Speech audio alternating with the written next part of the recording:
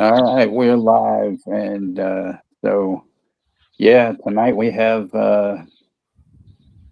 Ray Dennis Steckler's Wild Guitar, which is actually directed under his pseudonym Cash Flagg.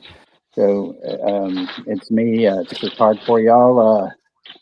Don't pay any attention to Alan because I think he's on LSD or something tonight. But anyway, so. Yeah, this is also available on MGM Plus for anybody else that has this, but the link is in the chat and stuff. Kenny was a little late because he kept getting booted off, so it's not Sorry, his fault. guys. So, Juno and I, we were patiently waiting, and so yeah, all that good stuff.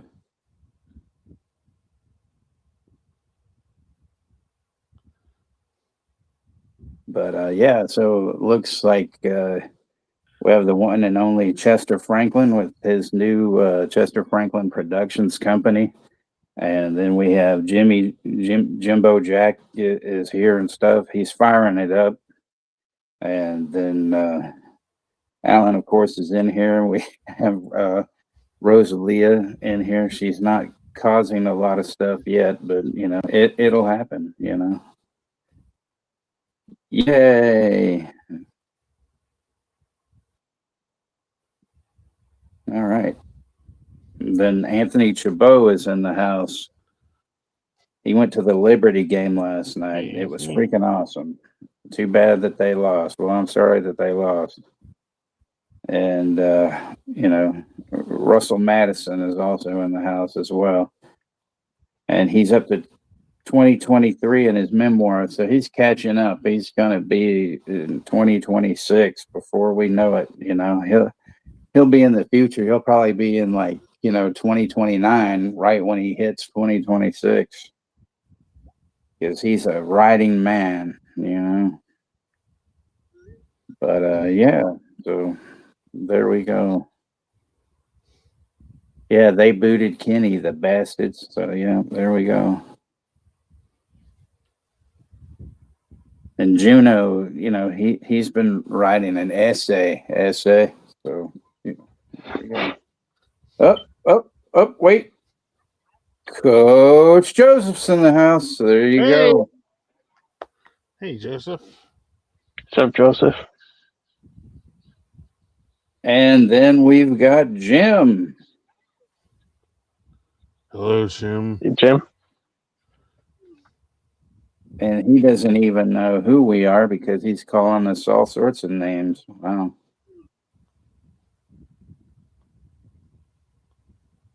So anyway, that's for that. But anyway, this is another one that's in black and white. So people that can't take black and white movies, you better just get your ass out of here because they ain't gonna turn into fucking color. You racist fucks. Anyway.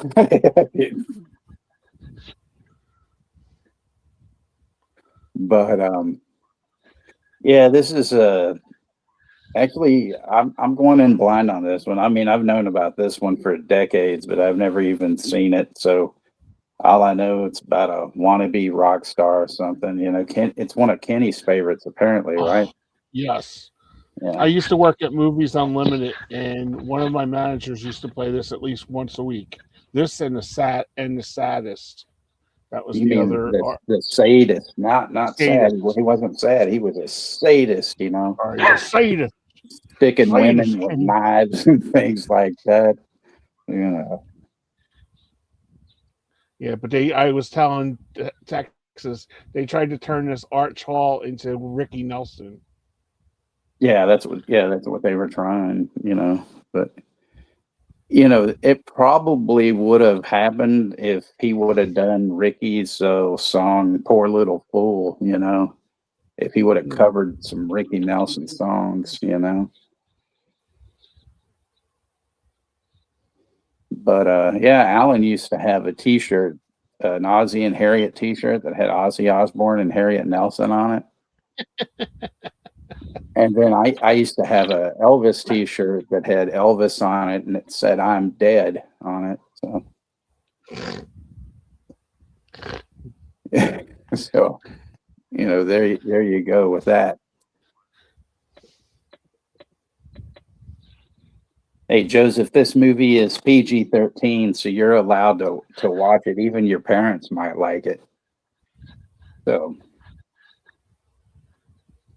Joseph said he would love to be a weatherman. He'd be good. Yeah, why not? Ebony and ivory soap. Yeah.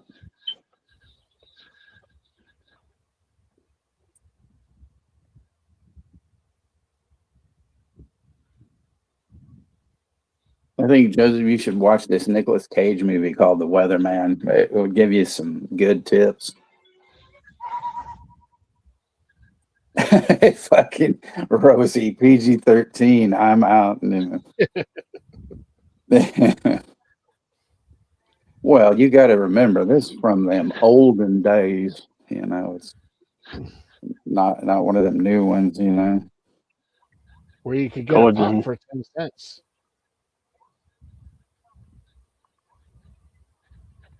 A pop for 10 cents? That's a steal. Yeah. Right.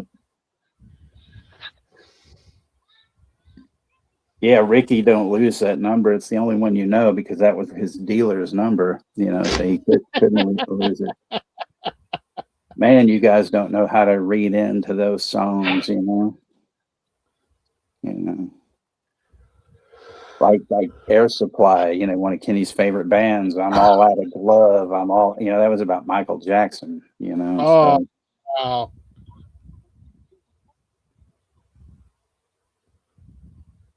Hey, Air Supply sang a lot about love. They were all out, then I'm all out of love, making love out of nothing at all.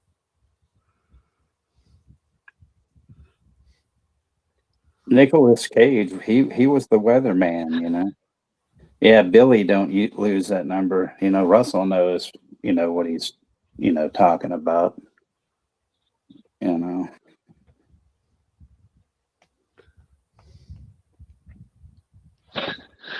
That was about condoms. It's about condoms. Oh, okay. Yeah. Well, yeah, because I'm all out of glove. Yeah, you could say that.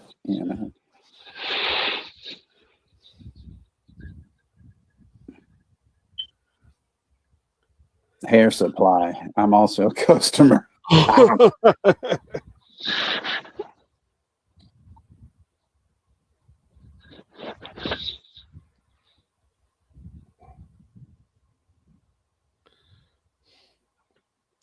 Joseph said he's not a fan of tornadoes, but he rewatched Twister. Well, when I was in fourth grade, Joseph, a hurricane hit my school, and it blew out the windows of the front doors and windows, and then we had to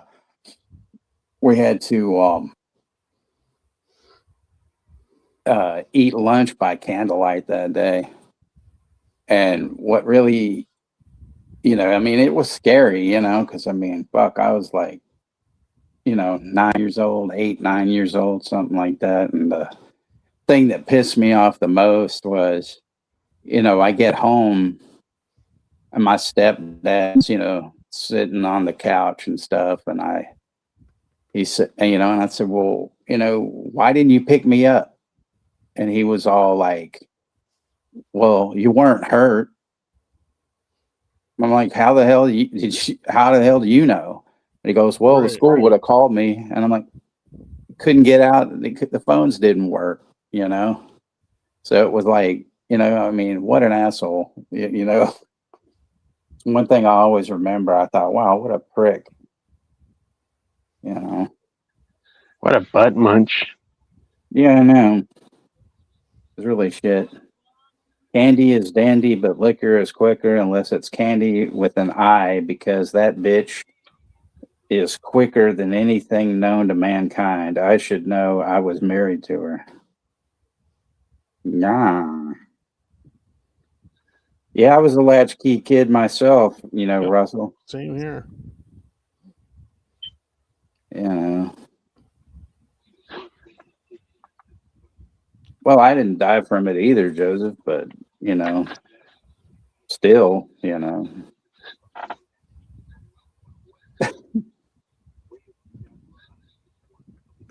And finally, the return of Brooke Sauce. I tell you what, man, she was on what looked like an excellent vacation, Brooke's excellent adventure, and then she just celebrated the first birthday, her grandson's first birthday. I Oh, won't wow. say I won't say his name if it's not permissible, but I tell you, you know, the pictures I saw of that kid, man, cute as a button. You know, he's already an attorney from what I heard. You know, so that's pretty fucking cool. So Thank you.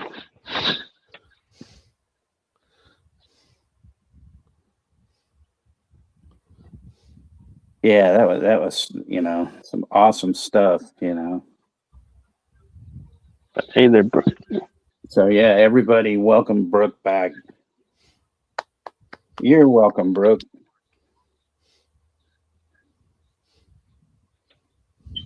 That oh man, that one picture of him looking at that cake and oh man, it's so good because I can tell y'all probably had to stop him a couple of times. Don't touch it because I can see a little frosting on his hand, you know. And I was like, oh man, he's gonna dive into that fucking thing and oh man, crazy.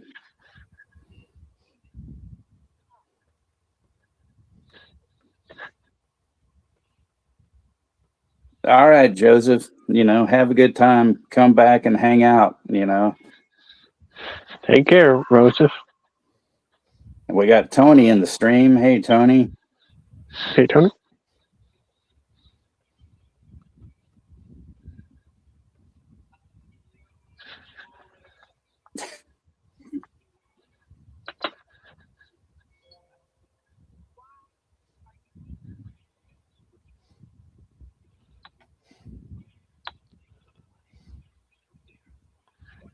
Did you watch this already, Juno?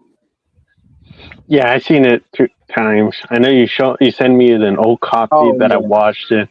Then I rewatched it with a good quality that they have on YouTube. So yeah, if anybody's looking for it, it's on YouTube.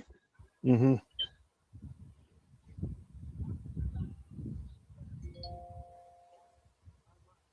It's more different than his other movies. It's more like those early 50s, 60s movies, like with a lot of music and a lot of good dancing.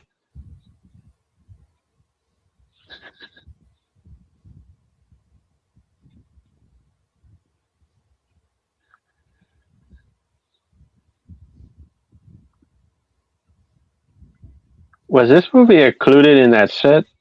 Yes, it Texans? is. Or is that It is.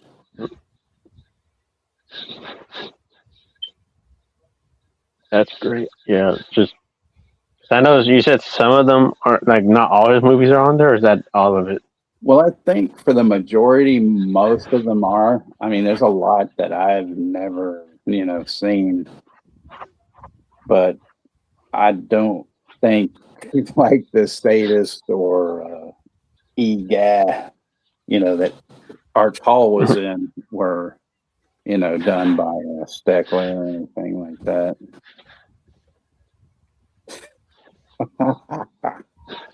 Kenny, I didn't know you were But topless again. You know, he's wearing that flesh-colored bodysuit. but yeah, You need, yeah, I you did. need to douse some blood stains on that so we know that you know. But yeah, I did enjoy the movie, so I give it a thumbs up. There you go.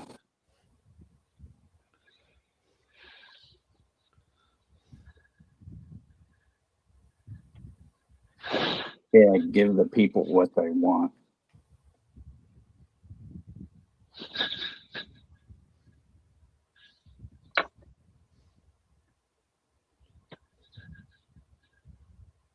So yeah, I was telling Juno earlier. I was out with this friend of mine today, and we went to go see Obsession.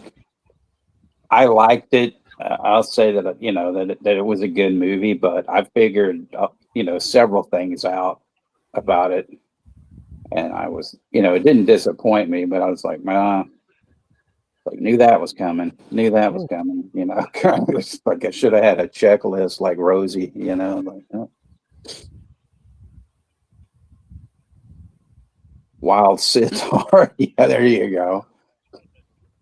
Ravi Shankar and appears in Wild Sitar tonight at 11:30 on your late night movie.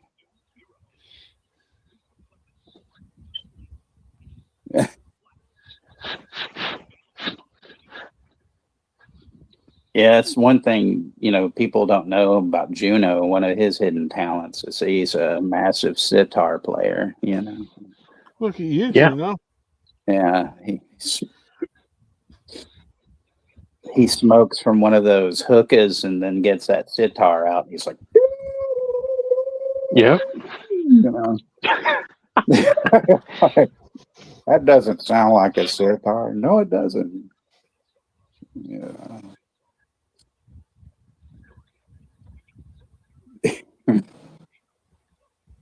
The latest fad in the sporting is tarps off, where the guys take their shirts off and wave them around.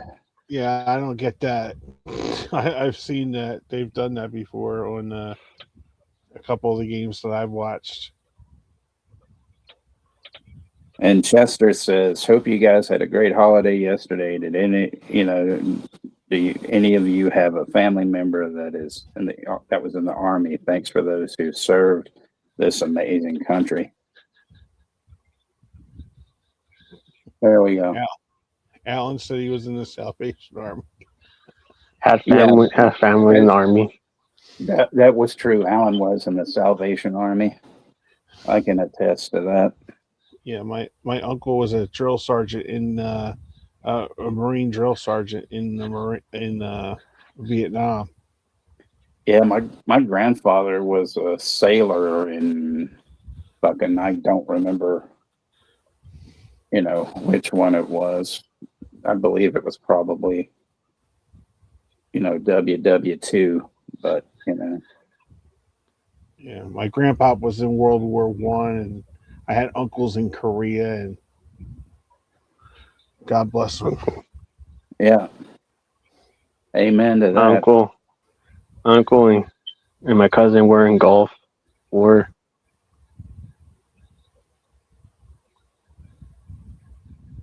Russell, if you disrespect the armed forces again with this satanic army bullshit, I'm going to Anton LaVey your ass out of here.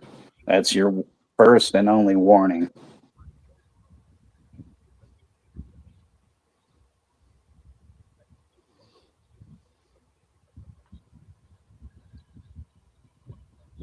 And also have one of my cousin's kids in the Navy and currently.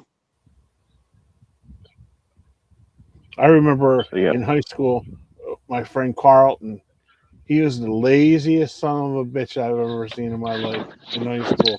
All 4 years of high school, And I'm just like, he would just like smoke, and he would just like, just like be like off in his own little world. I seen him one day, probably about like 20 years later. Here he's retired from he retired from the military, and he was like a real big up guy in like the Army and stuff. And I said to him, I said, man, because I hadn't seen him since high school graduation.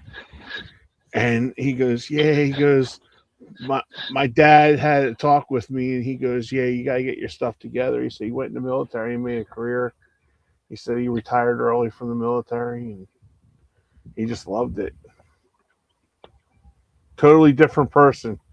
It was weird because I seen him like walking, and I'm like, it's funny if you hadn't seen a person for a while that you grew up, that you went through middle school and high school with, and they still have that distinguished face that you remember, you know. And I went up to him like, Carlton. He was just like, he was like laughing. He was like, "Oh my God, you haven't changed."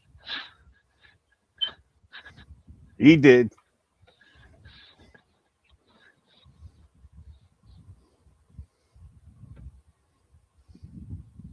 Hey Johnny, what's up? Yeah, Johnny's here. What's up, Johnny?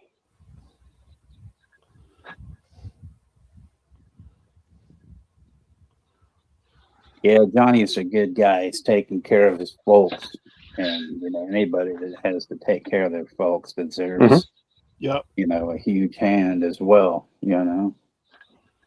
God bless him. Yep. God bless.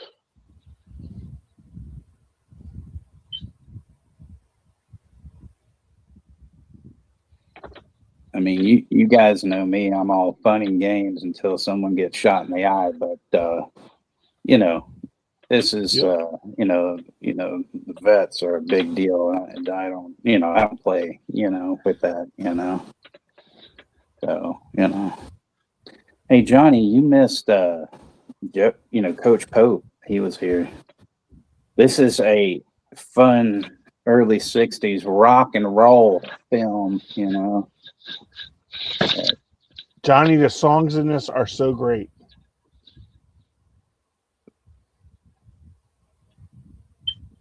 See, right there, Russell, your uncle was a paratrooper. God Yep. bless him for serving the country.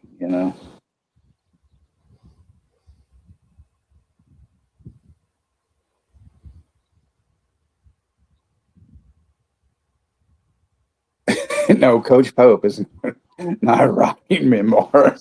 He still wants to be a YouTuber, though, and I commend him for that.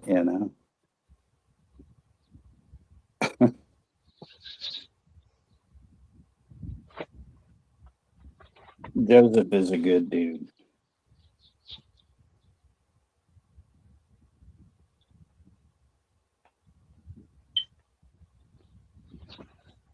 Rock and roll romp. That's exactly what it is, Rosie.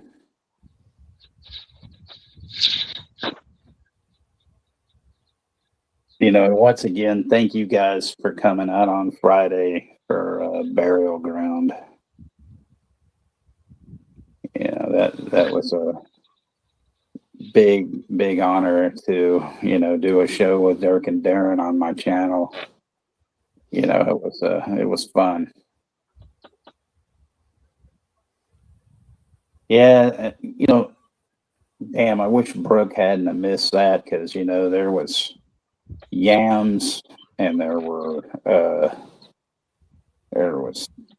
titty biting and all sorts of like fucked up shit that she would have been like, what?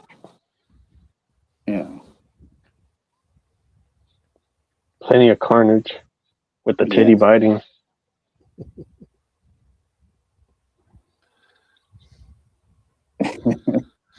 Puppies. Poor Oh Peter. my God. Poor Peter Bark, a 28-year-old guy having to play a fucking, 12-year-old. Mama, I don't want you to leave me. I need you. It was just, that movie is fucking great. I put that up in my top 10 zombie movies, but I swear to God that there are scenes in that fucking movie where I'm like, how can you not tell that this motherfucker is dead? It's just, it makes no sense.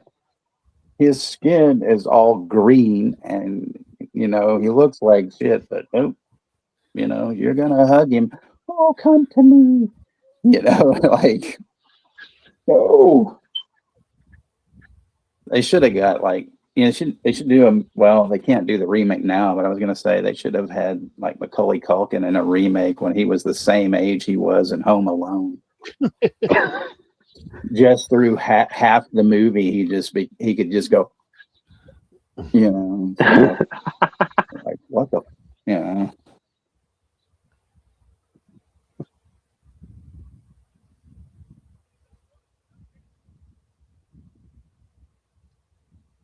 know, Johnny says he made it through.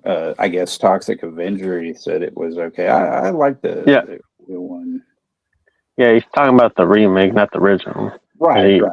He told me that he thought the remake was okay.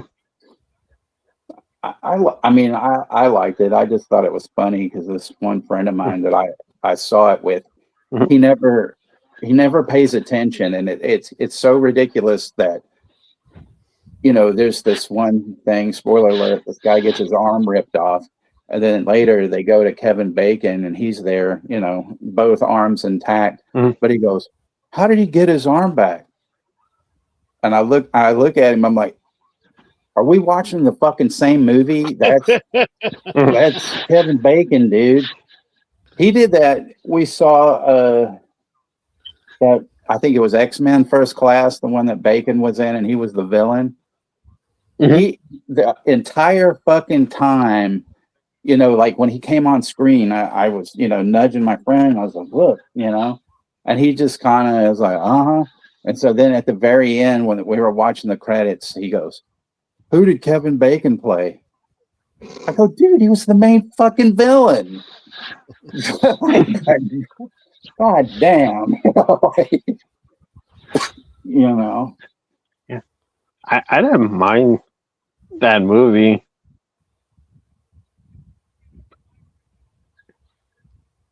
Yeah, he was in, you know, in Tremors. Yeah, I thought it was a good movie. I Yeah. mean, you know, I and know some people. Complain that it's not gritty like the trauma shit because they kind of tone down the trauma stuff. but I can tell you that it made Lloyd a bunch of money. So you know, he's not worried about it. You know, so you know, and I thought that thing, you know, with the director and him, that cameo was fucking hysterical. Like, Yeah. you know.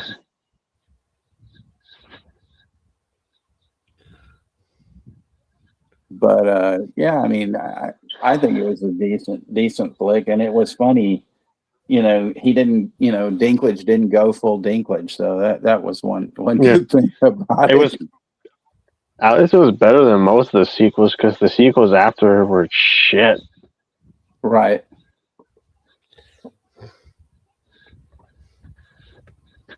Hey, Ken.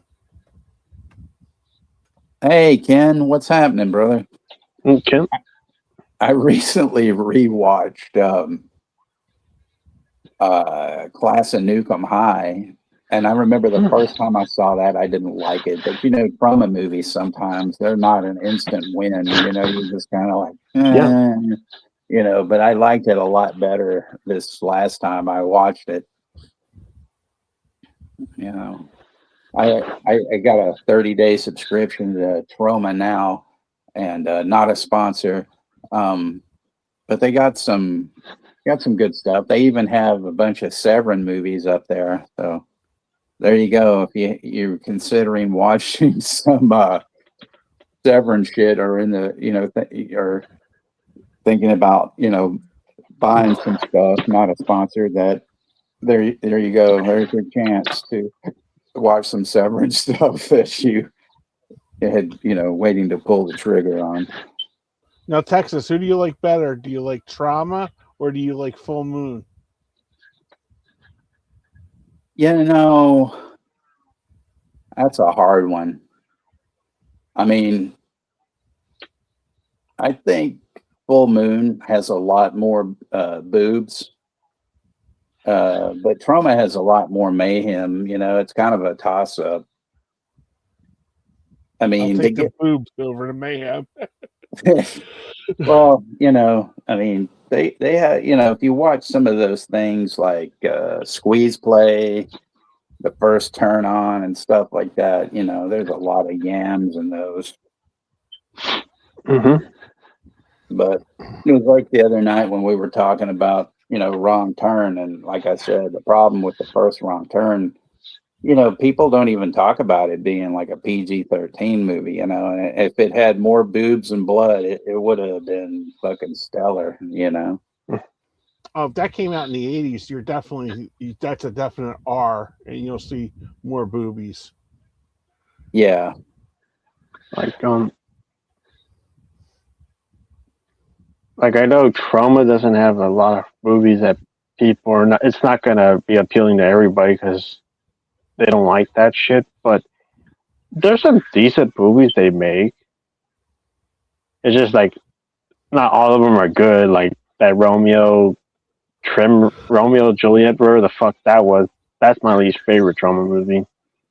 Yeah, I tried to watch some Trauma, and I don't understand it. At least with Full Moon, I mean they look like they have kind of a budget towards it, where Kaufman looks like he shoots out in the middle of the street. He goes, "All right, and go scene, great, let's move it two blocks away."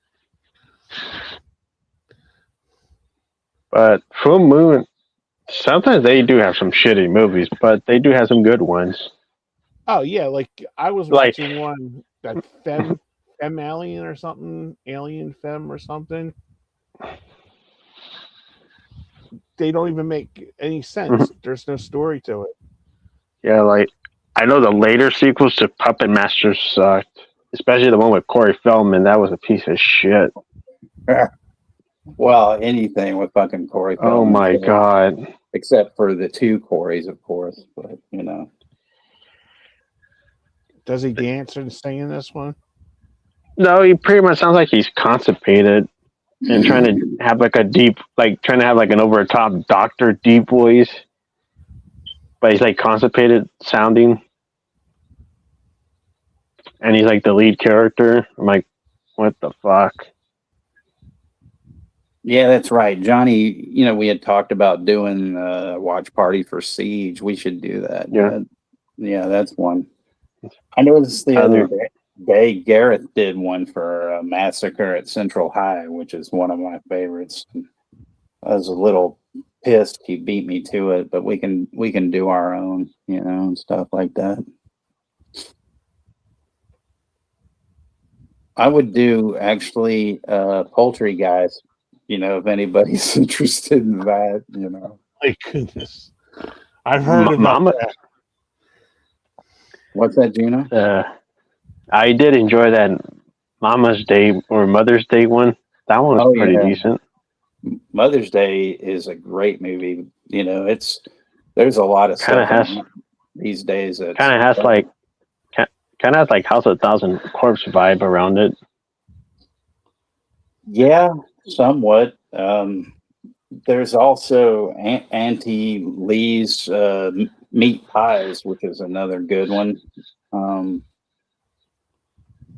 The funny thing about Trauma, because they're, even if they don't make certain movies, and people will use them as a distributor, and sometimes there's one movie that I got. I think it's Flesh Eating Mothers, and this, there was an interview with the director, and he's like, well, originally I called this such and such, but then Trauma, they saw the movie, they liked it, they wanted to distribute for me, but they told me they wanted to make a few edits or whatever, and so I let them. And basically what they did was they put about 12 minutes of like this really a bunch of gore and all this other kind of shit in it.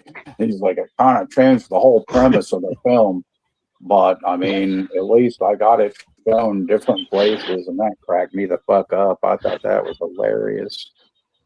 Yeah, and then there's Rabid Grannies, Blood Sucking Freaks. There's another one,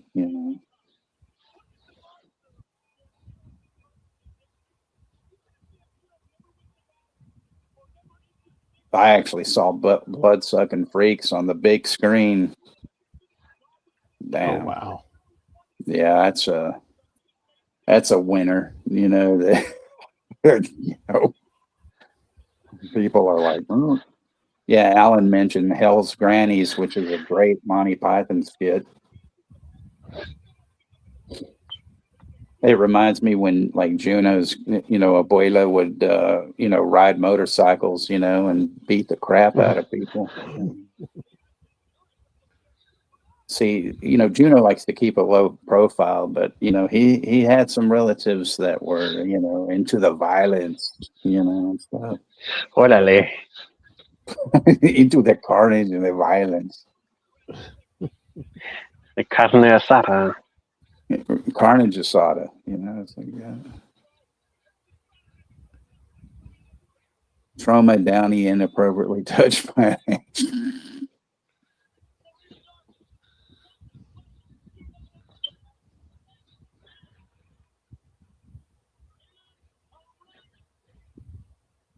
Mother's Day in the Mission is the 15th. Oh man. This friend of mine, Bill, one time talked about the mission and he said, where the men look like men and the women look like men too. I didn't have him elaborate on that.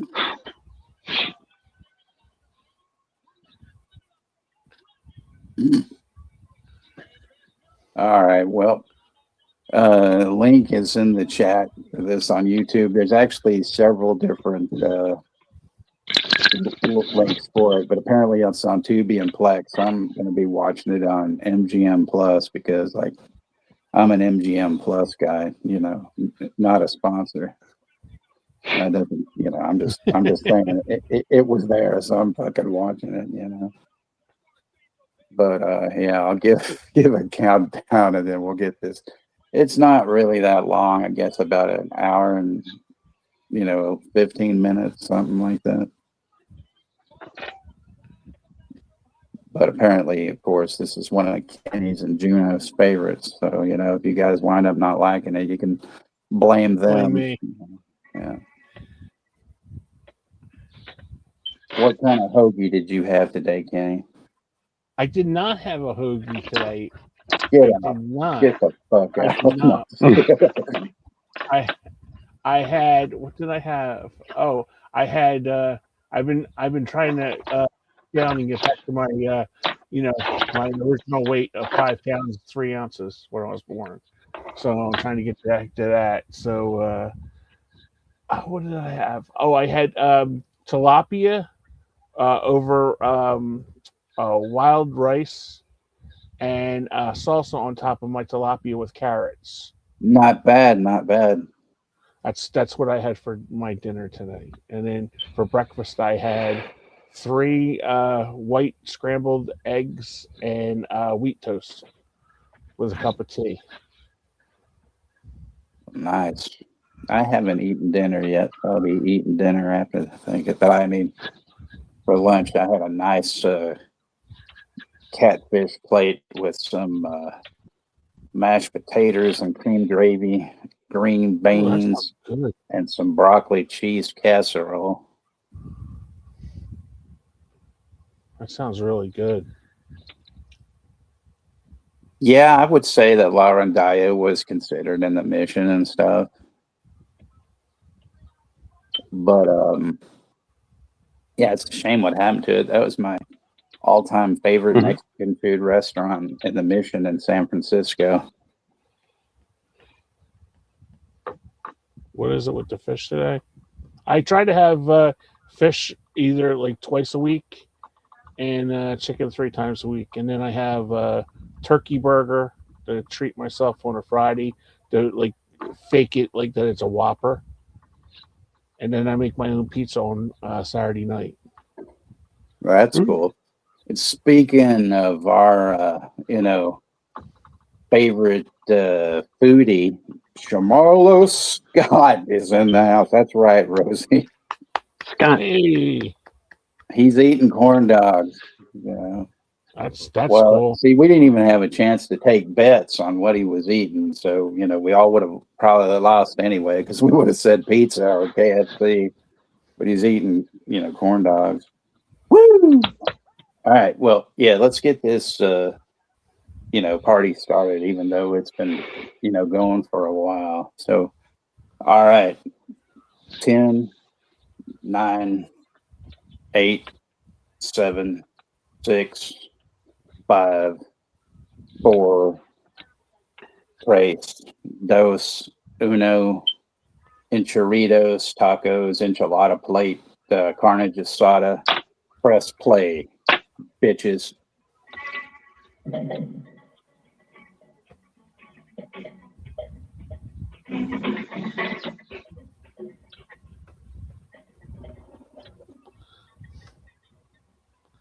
So yeah, Johnny wanted to know if you were born when this was released, but yeah, I don't think you were. No. Probably in some other universe, a version of Juno was born and stuff. Pie with the Vato Locos. Right. So we got old Arch Hall here, with his motorcycle, his guitar, big old case, probably his amp and stuff. Starring William Waters with 2 T's, Cash Flagg, which of course is Ray Dennis Steckler. And I think Arch Hall Sr., fronted the money for this movie and stuff. Oh, yeah. Yeah.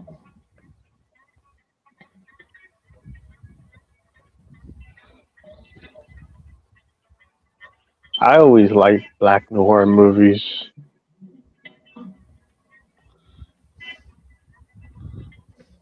I always think they're the most underrated, underappreciated genre that really doesn't get talked about. Right. And there's Capitol, Records. Mhm. This was probably made when, old Sinatra was still on Capitol before he moved over to Reprise, and Warner Brothers.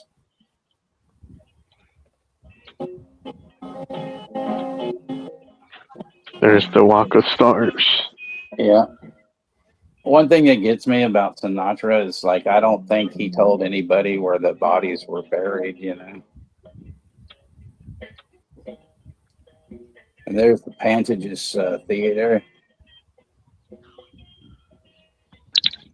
I'm kind of curious now, what places are still there and what places aren't. Yeah. And there's the fuck was that place called? Grauman's Chinese. Chinese Theater? Grauman's, yeah. Grauman's Chinese Theater.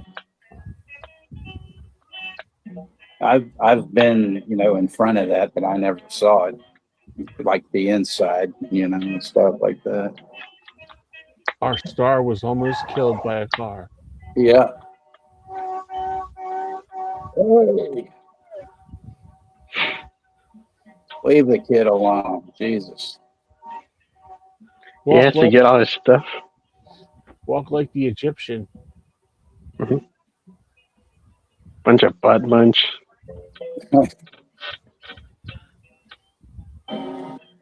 West Side Story poster.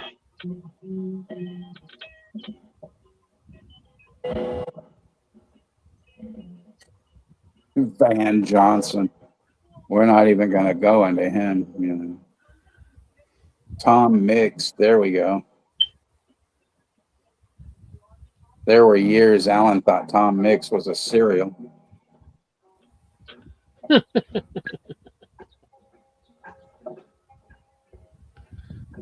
Hi, everybody. I'm Dean Martin.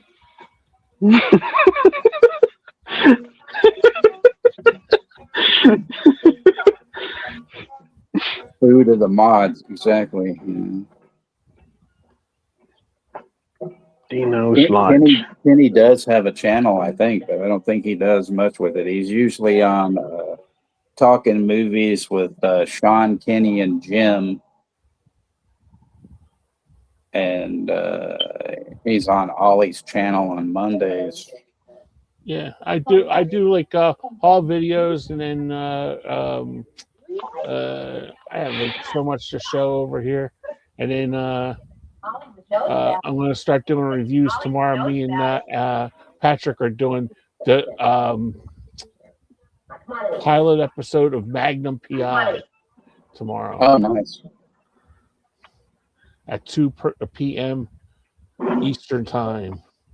Come and join us. Tom Selleck? Yeah, Tom Selleck. Yeah, did you hear about that couple that did that murder-suicide because the guy's wife was conned by a fake Tom Selleck? It's pretty fucked up. Wow, no, I didn't hear that.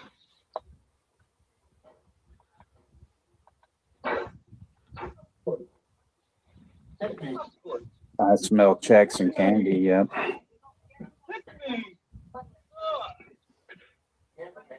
You have a menu? No, we just gonna make you think about something. Coffee and donuts, 15 cents? Holy shit. I know how you can make a quarter, big fella. Donut and coffee, please. Makes me want to go to the pass to enjoy the food there better. Mm.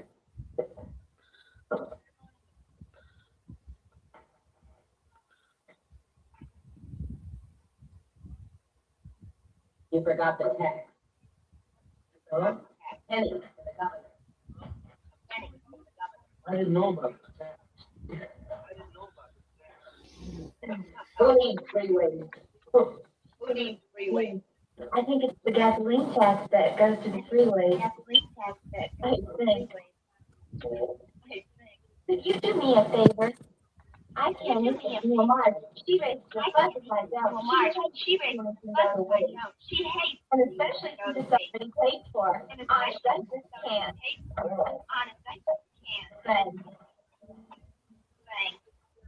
Well, I would, but I'm gonna be too full after I eat this donut and shit my pants. You know.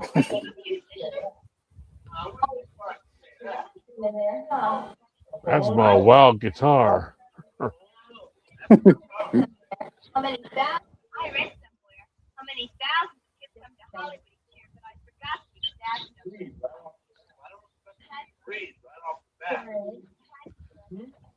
Well, we're in show business. You have to have a gimmick. Well, You have to have a gimmick where you you have know, Rosie, in those days, they probably made like 60 cents an hour. You know. That's why I used to play. Stand. that. South Dakota. South Dakota. Nobody Whom it may concern, get it. that is a good What she's talking about. She knows what she's talking about. She sure is. Sure is. husband. You I'm heard of just my foot in the door, and I was born a pretty girl like you? Pretty girl like you can. Thank you. Here's the boy singers, especially with a guitar. That's the gimmick for it. Especially with a guitar. That's the gimmick for it. Sure. Hey, Sure. I'd like to get started on your career right now. Start on your career right now. Hardly. I'm sorry, that's hardly. I don't really remember you having that T-shirt, but you know. But I know, you know, Grandma Kellogg would have been pissed. You know. That dude was so hungry and thirsty he didn't even finish the soda. Sure. Hey, Marge. Sure. I'll pick up later.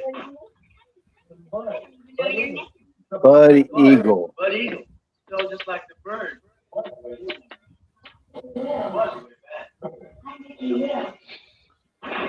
The cops.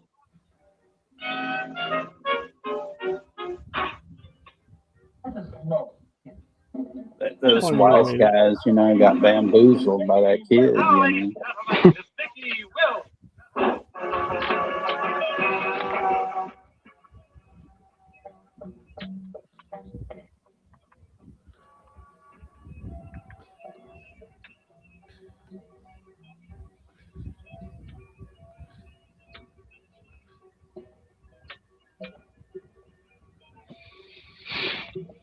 Look how Grandma used to move back then.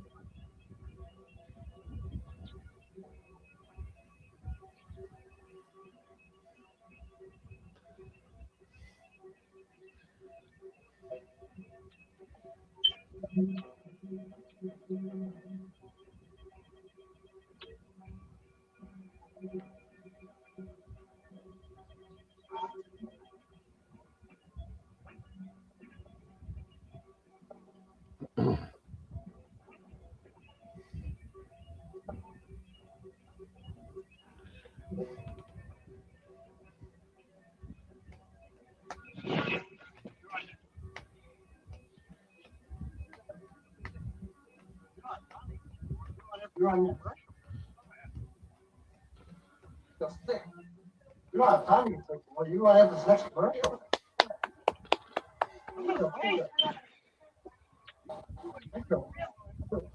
Guy's gonna puke in his sacks. Way to go.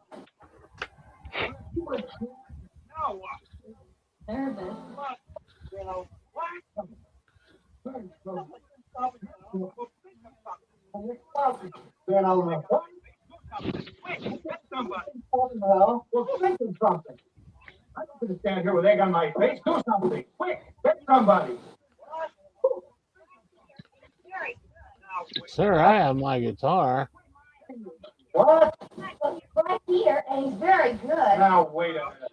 Oh, he's so very smart to be here.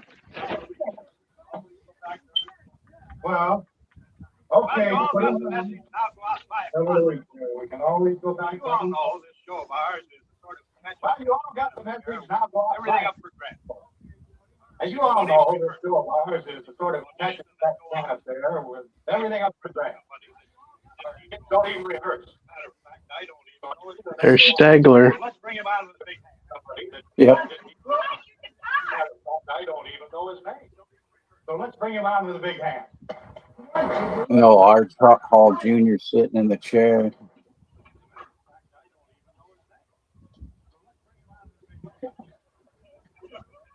Woo!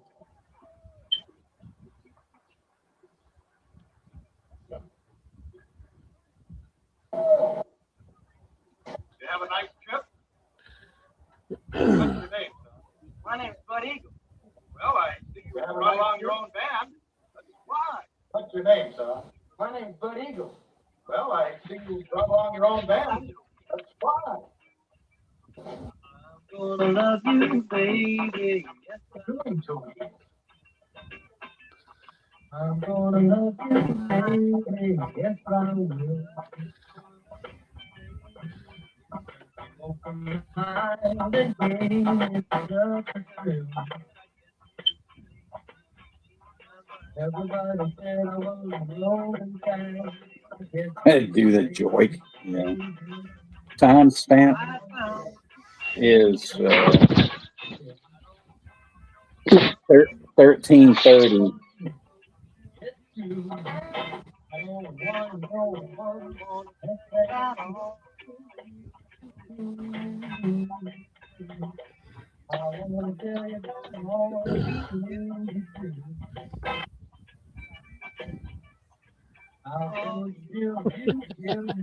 Buddy Holly at the Apollo. Bro, see, the music's too wild for you. Okay. Sure.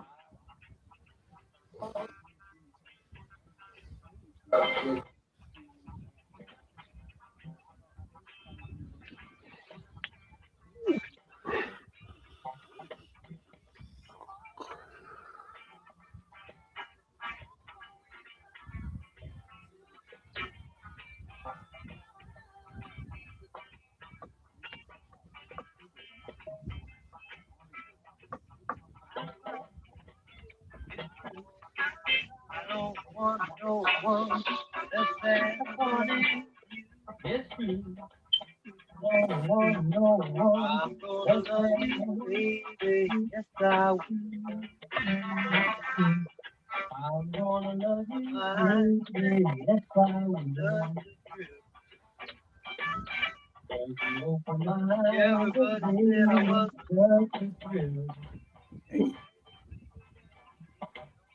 I guess he gets a thrill pretty easily, and stuff.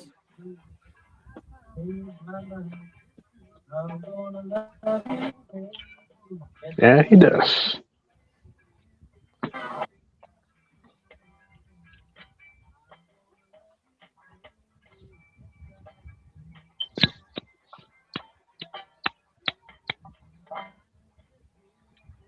Bravo, buddy. Bravo. Like that one guy on guitar would know like when to end and all that kind of stuff, you know. Yeah.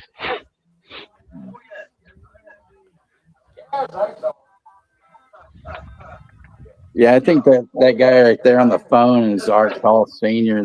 They should have got the guy David White that played fucking Larry Tate to be in it.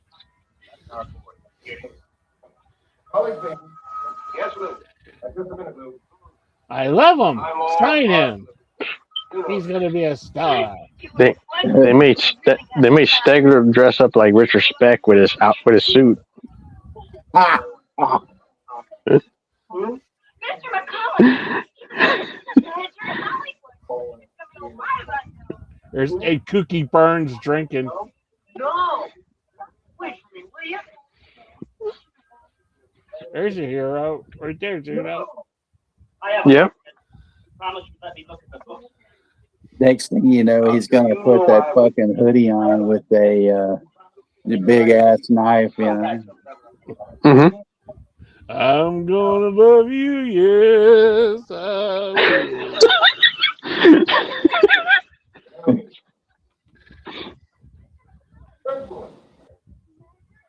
That was Don Proctor, wasn't it? That was Don Proctor. That was Gary Buddy playing Buddy Holly. Buddy Eagle, isn't it? Yeah. I enjoyed your singing. Maybe you can get someplace. Buddy Eagle, of course, that doesn't mean that you will enjoy your singing. A lot of hard work. Oh, I know that. But that doesn't mean that it might be hard work. Oh, I know that. I want to point this out. It takes a lot of money. That guy with the pompadour hair, Juno, that's Steve Buscemi from Big Daddy when he's plotting who he's going to kill. Oh, really? No.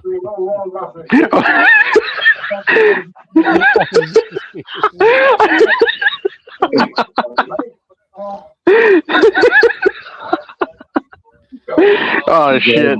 Thank you, Kenny. Greg Brady is Johnny Bravo is as wild as she can take. Johnny Bravo.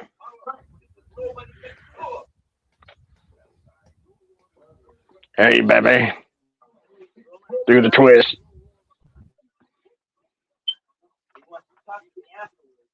He's a real nice guy.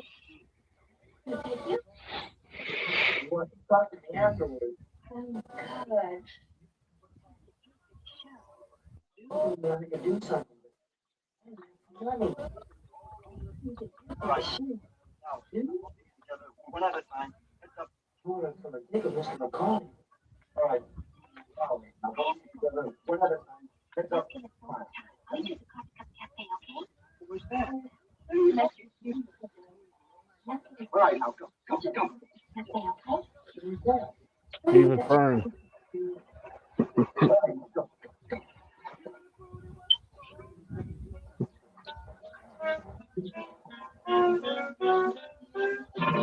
That's weird, you know, Kenny. That guy Martin Short there with the glasses and all. Yeah. Wandering around town all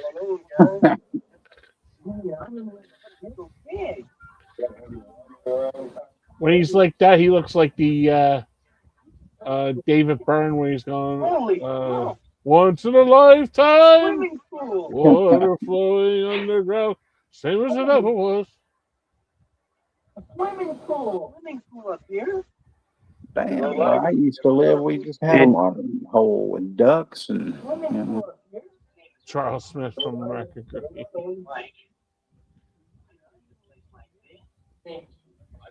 decided on the way out here. Try to pay back. Decided on the way out here that I've got a lot of things to do tomorrow, so you better hit the sack. Your bedroom, right through there, you're right. Second door. The only thing is, you have to take bubble baths with me every day. Right through there, second door. And we'll play hide the soap. It's your problem, Steve? See, but you're not my only client. You've got others that can be around all the time. I understand that. You're not my only client. Mistake that. I've got others that can't be around things. I understand that. Anything you want? He takes care of things with no being a star. Serious business. He can take a lot of your time. You know, that's right. Now you get used to the idea. It's gonna take a lot of your time. That's right. Now you get used to Being a star is serious business, you know. Yep. Somebody's there waiting for me. Now look, kid, let's get something straight right now. It's fucked up. I told you that I do Cat's out of the bag. That's what I'm in. Sure, don't give me that. You're the one that wants to be a star, not me. When do you want to start with? Tomorrow? Next week? You're the one that wants to be a star right now. Well, it'll only take me an hour. Tomorrow? Next week? Next month? Or right now? Well, it'll only take me an hour. All right. Alan's got a trivia question, guys. Who did Shirley Partridge replace in the band?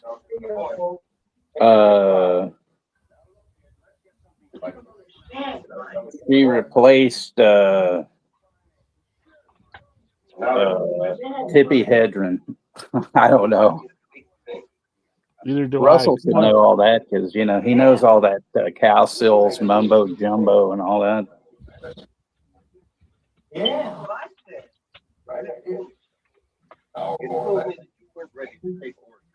Makes the Manson family look like the Partridge family. The Danny Bonnet douche. Honest.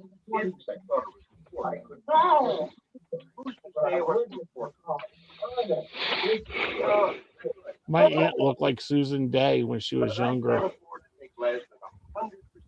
Mm. Really pretty. 100% good luck to you. Tom Baker, I am at 12:59 on YouTube right now.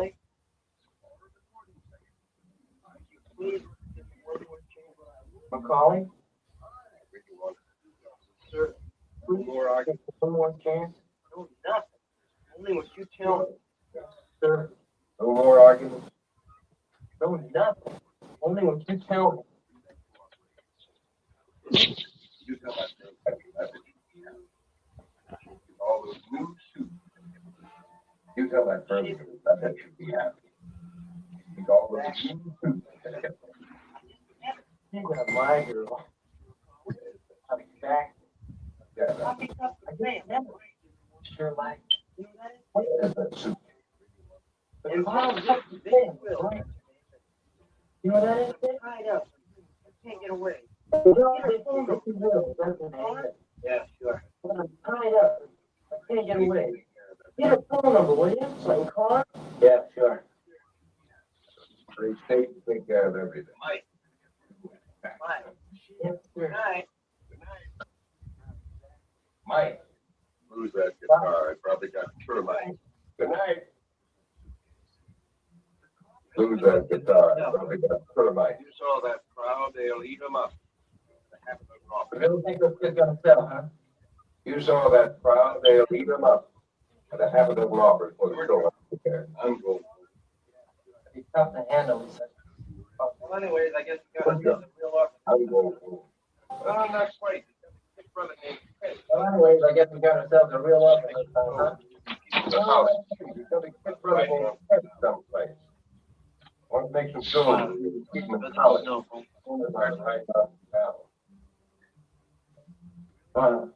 President no. Perfect. You took the word right out of my mouth. Hey Tom, good to see you. I don't want nobody. The Wrecking Crew actually played the music with Shirley and David Cat. Well, yeah, I mean, the Wrecking Crew. What a great documentary. Mm-hmm.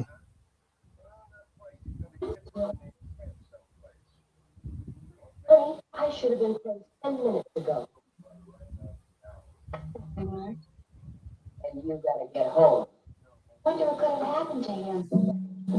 Tell him Large Marge sent you.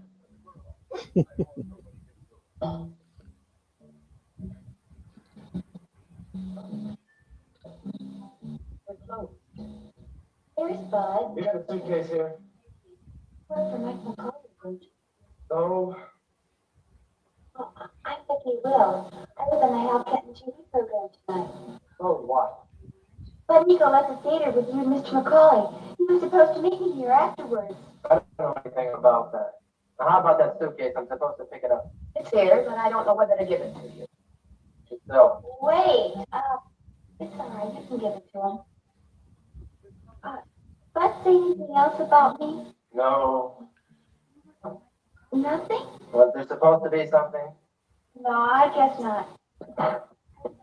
Here it is. Does he owe you anything? Not me. He said you fed him. Yeah. What for? He doesn't want any loose change.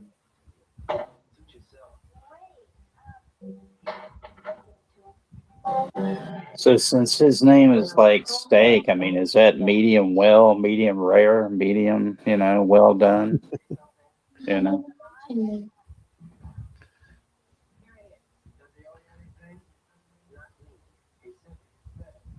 ordered you a steak when I heard you moving around it. Hey, breakfast? What else is that? Sure. I used that when I go fishing. I fell asleep when you got in last night, Steve. Well, you just had to come right back to him. I put the kitchen. What did Vickie say? You understand why I didn't make it? She showed herself. She wasn't there. Anybody there? I gave her the $10. Or $10. Did not. Like that.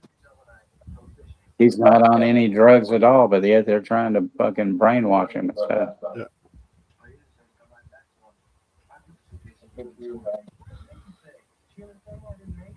I can't understand about Vickie though. Not even believe a word or anything. You say she was on the program too last night? Yeah, she was on before I was. Last night. Last night you was not her. Really? Russell, we're talking about the Wrecking Crew documentary, not the Matt Helm, Dean Martin movie. Talking about Vickie. Oh, yeah.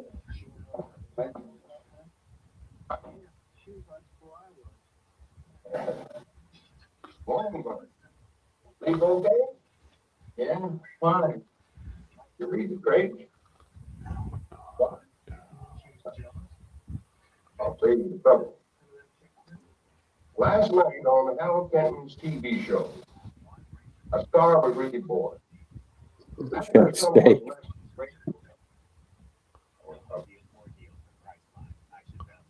I'm sorry, it was a wire. I put in a wire. Well, keep it in. My big quick in. After somewhat less than great success, Bud Eagles came on like gangbusters. It soon brought the audience to its feet and swelled the switchboard with balls. Soon the record companies are waving contracts. The record companies want me? This is something I want you to do.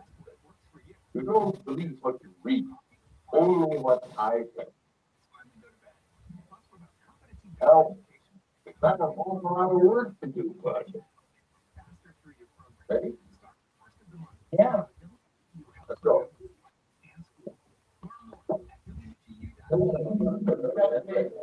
You remember Pete Bailey and the boys, don't you?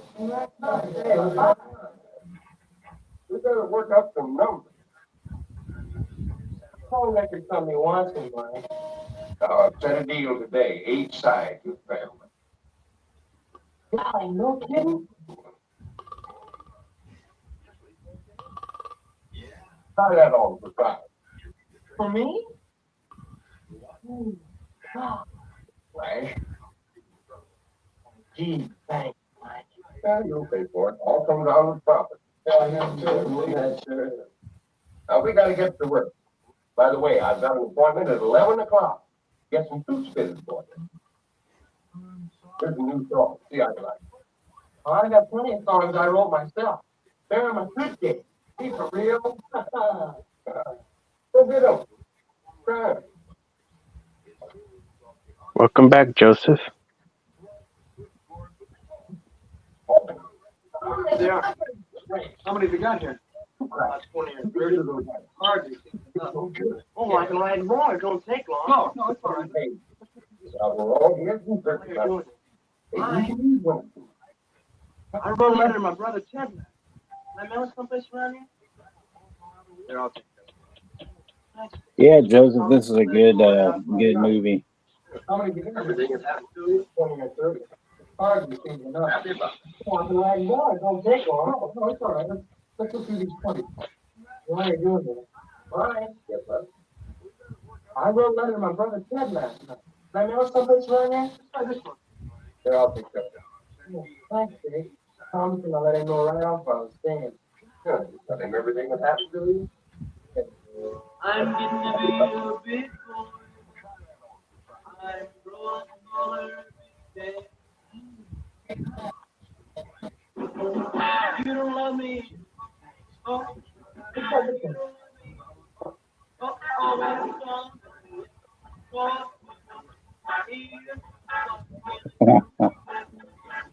Kenny, you asleep?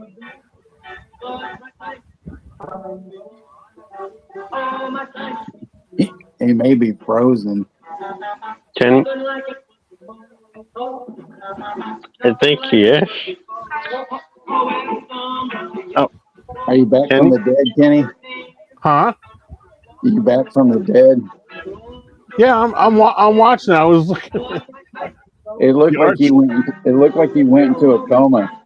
Oh no! I'm Okay. watching it because I'm waiting for the background to come in from this greatest. Rosie wanted to make sure you were alive. You know. Oh God, yeah, I'm fine. Thanks, Rosie. Mwah. Thank you, Rosie. Ben Gazzara is an excellent actor.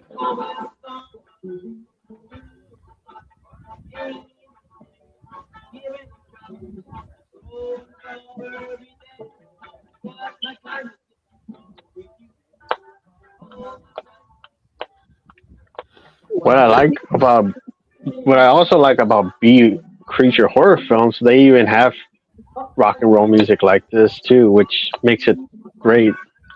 Right, like horror at Party Beach. You know. Mm-hmm. That's what you told me. Show.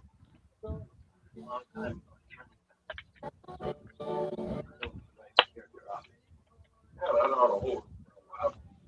One thing I want you to remember, when you're playing Ted, don't write the same letters on the same tab. Why does he have to have a brother for anyone? Once you get a hold of Rick, record, you can see writings all over the country. All the time. By the way, I haven't got out of hold of him for a while. That's the ad on that TV. I want you to remember, when you're playing Ted, don't write the same letter. Long distance, please. Circle 23000. Why does he have to have a brother for anything? Once you get a hold of Rick, you want to get these pressings all over the country. Yes, it's Macaulay speaking. Yes. Your call, yeah. What equal? Oh, that'd be it on that. $500. You know, he's gonna go all. So Ray Dennis Steckler is gonna go all.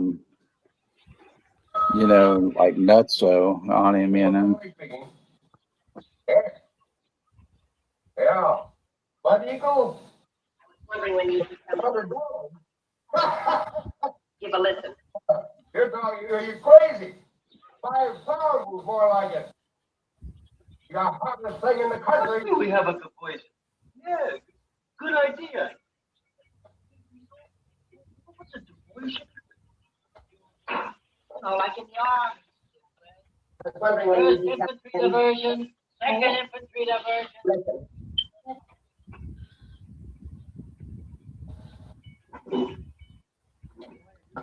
Let's see, we have a good place. Yeah, good idea. He hasn't been around town long enough to get a haircut. You know, like in the army. There's a poster of Eagle. Second infantry. Yeah.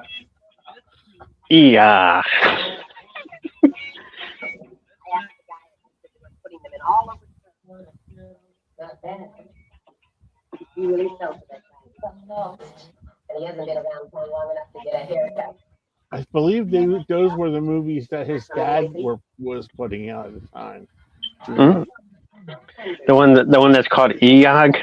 Yeah. I asked the guy in here. Seen them in all over town. Take his dime. Are those like around Tubi or is there like unreleased? Drivers from Hell. Have you heard from him lately? Let me check. I just wondered. They're getting down. Here. Doing the Elvis tours. Yeah, maybe one of these days, Joseph, I will. That goes on the record sleeve. This is the one that I want everybody to love. So this is why you just do your job. What do you think, Karen? I think it's cute. Sure he is. He's got a feel.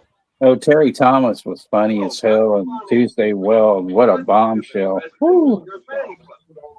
Every major high school. Well, I appreciate you for coming in, Joseph. You can meet them individually later. Right now we've got a little bit. You do your job. I should say not. I think he's cute. As I was saying, this kid's got a Yeah, Juno. Arch Hall Jr. was in Eon. What about carrying on these books? Oh, the star of this movie was in Eog? Yeah. I agree with Karen. Is he? Oh, he's like in the. He's credited. So like, so he's a star in that film. Eog. Ega, yeah. Yeah. What a unique title. He played Tom in it. He played Tom. Yeah.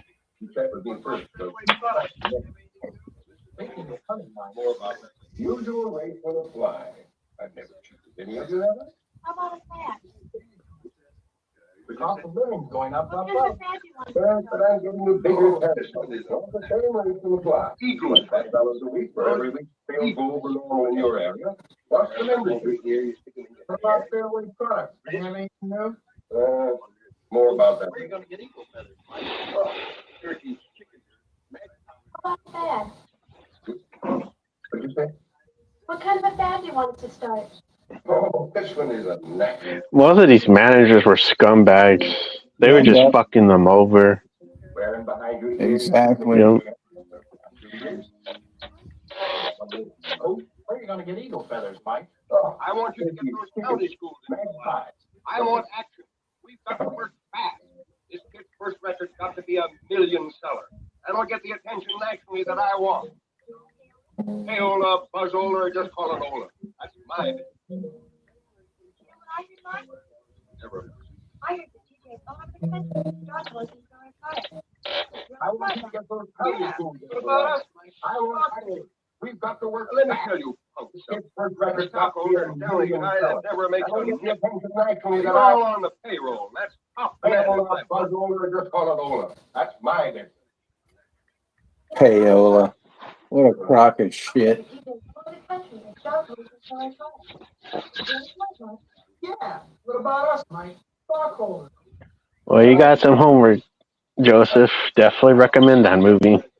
Yep, definitely homework with watching Christine, because that's Juno's favorite movie. He doesn't take that movie lightly. He's been known to kill people that didn't like it. Does everything have to be Whoa, Juno. Hey, bring him a coat. Yeah.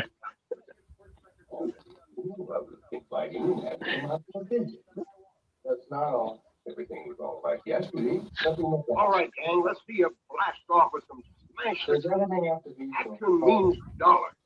depend on us, Mike? Yes, you'll enjoy Joseph. It's a great film.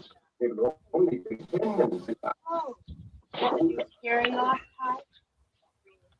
You should have the rag first. All right, let's go. Everything. All right, gang, let's see you blast off with some smash success. means dollars. You can depend on us, Mike. But can you depend on him? Times aren't that tough. What do you mean, Sadie? Those clothes. Is that the new tearing off type? Really? You should have the right blood shot. Serious. All right, now let's go, everybody. You know that, though. Yeah. I do. Now let's handle it. We've got a product.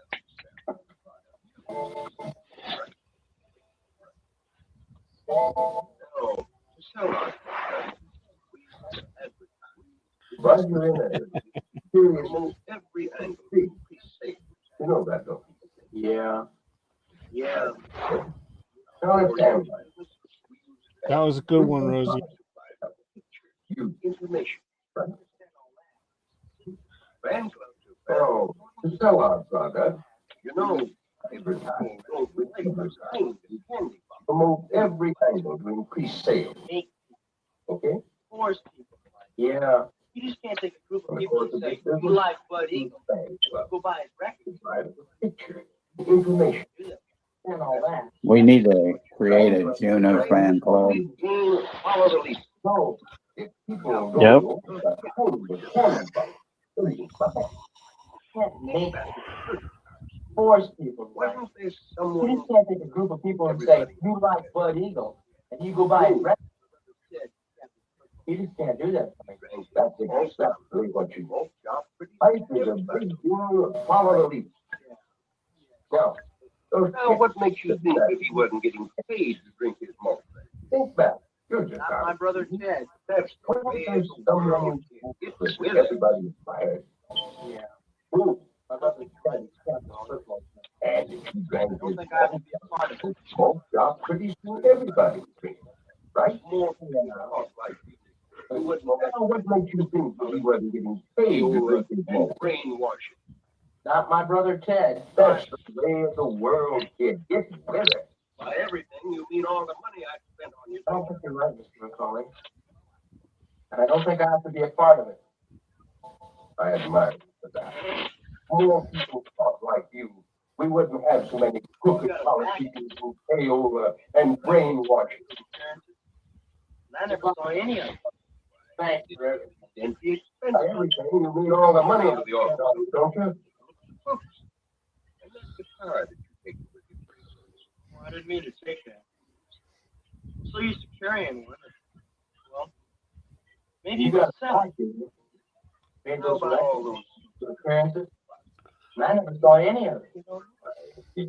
Then the expenses. God. Down to the office On the sometime. hook for plenty. And that guitar that you're taking with you, Fred. I mean it. Well, I didn't mean to I'd take that. rather lose So you $50,000 carrying one. than to see you lose your idea. Maybe you can sell it. $50,000? How about all those suits that are Hey, Who's that to get on? call the airline. See if it's not a flight out right away. I forgot. I'm on the hook for Yeah. plenty. That's okay. Stop fighting. I mean it. I'd rather lose. Hey, get on that phone right now. Lose your Find idea. out right away. $50,000? I told you this is serious business. How long would it take? Get on the phone. Call the airline. See if there's not a flight out right away. Never even heard of her there, Yeah, how Tom. long? Luann Anders. Stop by here sometime. Pay your call. Mike? Hey, get on that phone right now. Hey, there's a plane out right away. Mike? Okay, left. What do you mean? How long would it take for you to get the money back? Really, where to get your money back? I told you, kid, don't worry about it. No, how long? You can't leave me in the hole. I'll pull you out. I know Luanna Anders, the sister of Allison Anders, and people mistake her thinking she was the old actress, you know, and stuff. She goes, "No, I'm not that Luanna Anders," but I think she was named after her. You do that to me. You can't leave me in the hole. I'll pull you out. I don't think I'll. I just don't know what this is.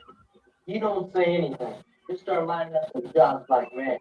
We're gonna have to sound like a phone.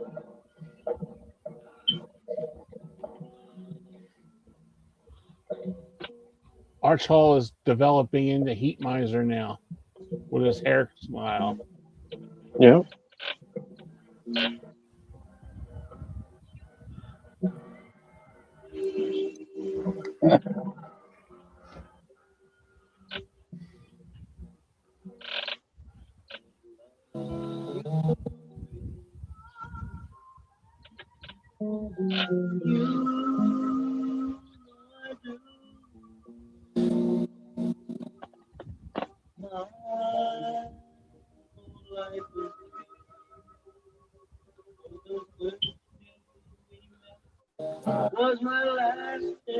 I tried to keep everything level for you, Rosie.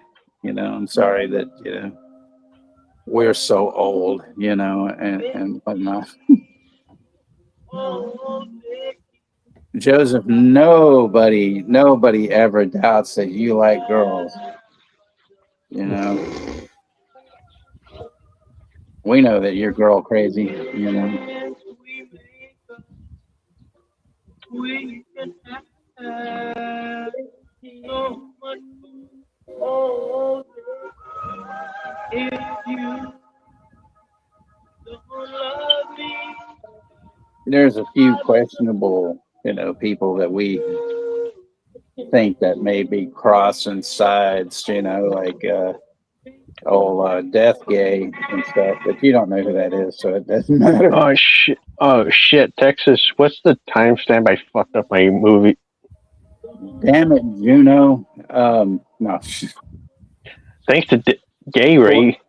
47:15. Yeah, it was Death Gay's fault. Thank you. You're welcome. Damn, Gay Ray. He can't even say his name. Juno was so invested in the song, he just ruined his timestamp. Yeah. That's Thanks, cool. Gay Ray.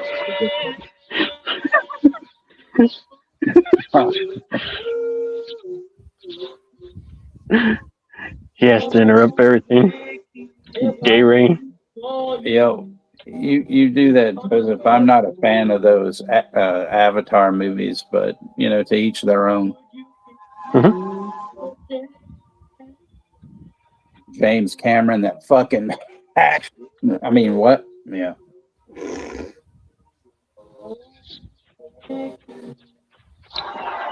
The only thing about this movie that they kind of fucked up on was giving Arch Hall that fucking Eddie Munster haircut. Agreed. Because it looks like he's going to turn into a werewolf like any fucking second.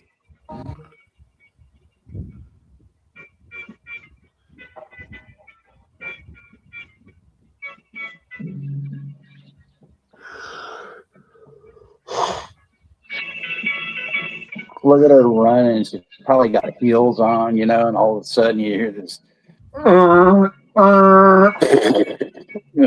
she gets creamed by a fucking truck, so.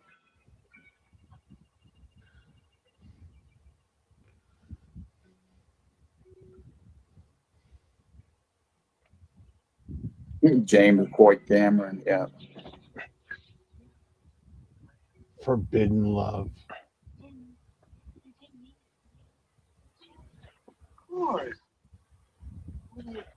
Joseph, I think you can do whatever, I think you're good with everything you do.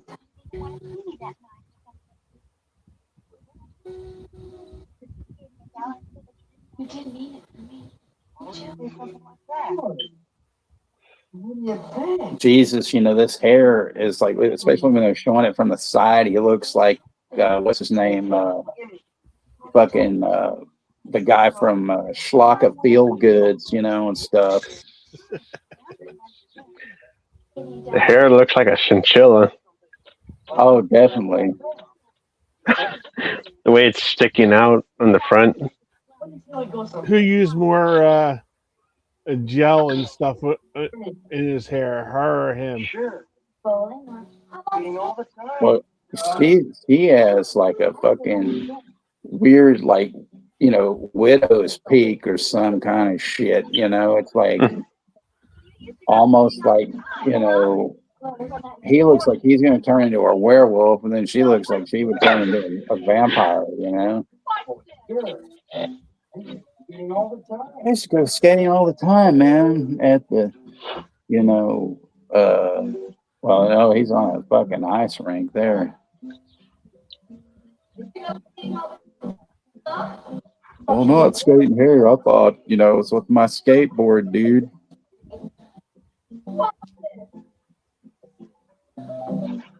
Oh man, Jenna Rollins, what a beautiful fucking woman.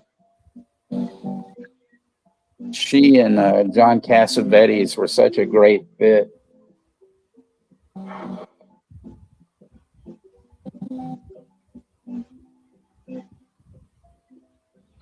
Chinchilla ice. Yep. Chinchilla eyes. Thank you, Rosie. That's awesome. Compliment to Rosie for that line.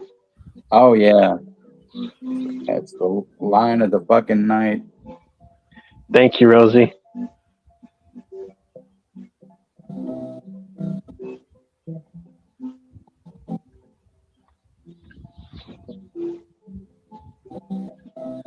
Damn, what a talent this little girl was.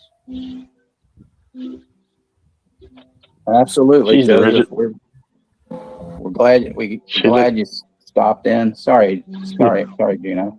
I just you know, but yeah, Okay. you know, you should always definitely come in, you know, and stuff. We appreciate you. I mean, I appreciate everybody that comes in here, unless they're, you know, an asshat, you know, and you're definitely a cool guy, you know. Yeah.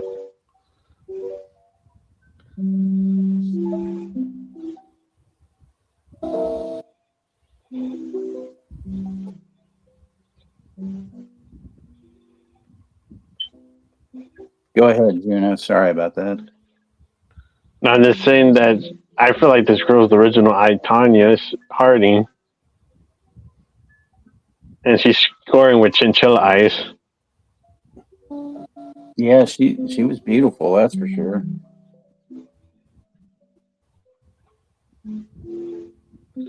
Original 50 version of Tanya Harding. Tanya Harding, what? I think she resembles her a bit, but like the way she was skating, like she looked pretty damn good. Okay, I was, you know, I was like, she's like there for a minute. She's like the 50s version of Tanya Harding. Well, this was the early 60s, brother. I don't think this was, you know, 50s. I could be wrong. Yeah, this is 61, I believe. Yeah, this is definitely a movie that, like, you know, you could take your grandma to, and the dogs could, you know, dogs and cats would watch it and stuff too. Don't need to put the kids to bed. They could watch it. Yeah. Then you all sit in front of the TV, you know, eating TV dinners, you know. And then you This could make probably those came fucking. on, and then on at 7 o'clock it was Lawrence Welk. 1 and 2 and 3. You could take like your, you know, the trays from your TV dinners and fold them into hats and wear them and shit, you know, to prepare for the alien invasion.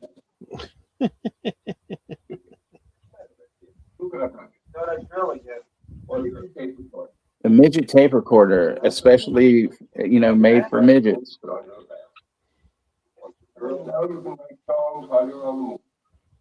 didn't know that you've been writing many songs lately.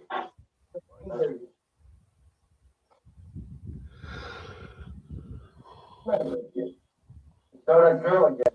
What girl? Is that? Really? How about Yankee? Why not? Now they're trying to get a girl for him. I mean, come on. What the hell is that? And I know you are. We have to face it to the last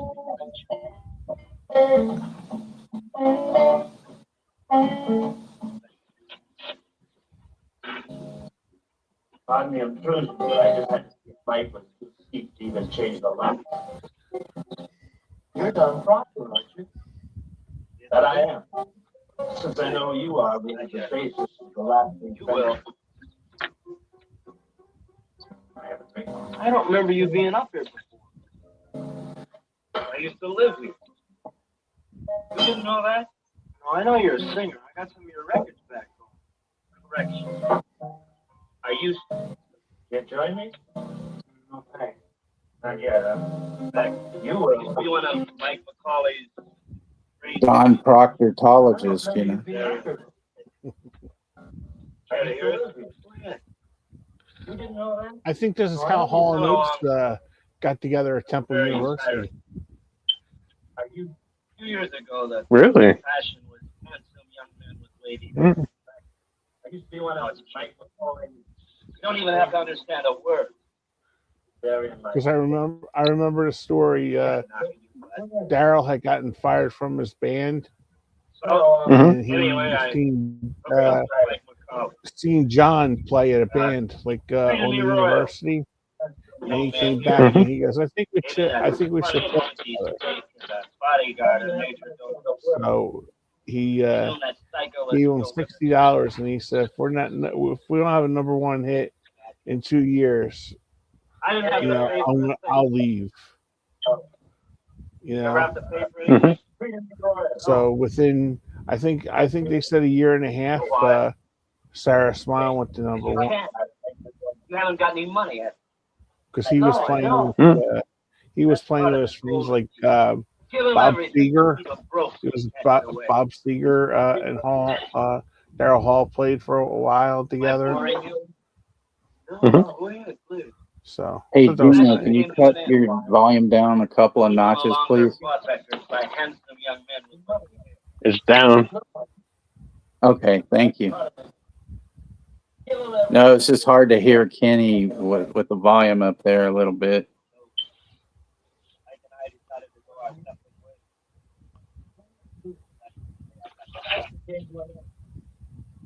What? You never heard of it? All for it. Take one. I can show you a set of books that Get turn nothing, over man. every nickel that comes in goes No. out for expenses. Mike and I decided to go our separate ways. Yeah, I got Take away all your royalties. The fast pencil.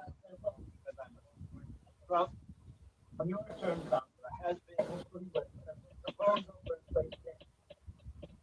Nicholas comes in, goes out for Defrosted flakes, exactly. Yeah.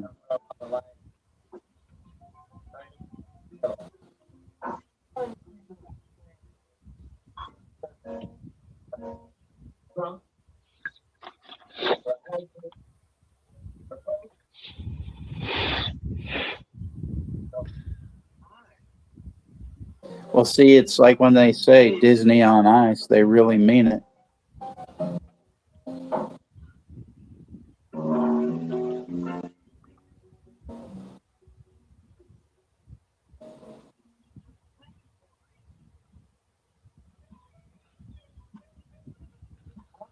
Oh, showing that leg.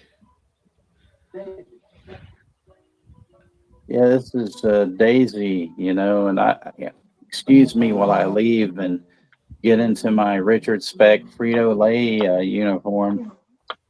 And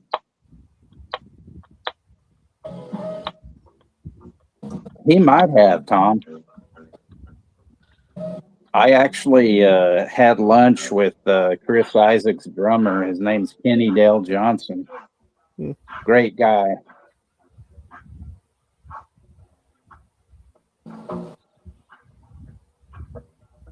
Interesting.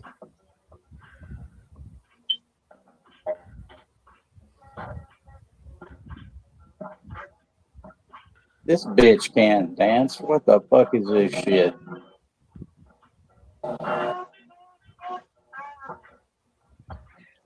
He's probably having that look like, what the fuck is this shit? Yeah.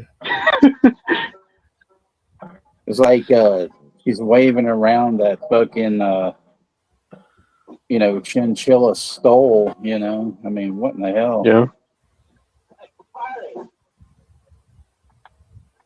And he needed to pick up that guitar and like whack her on the head. Yeah.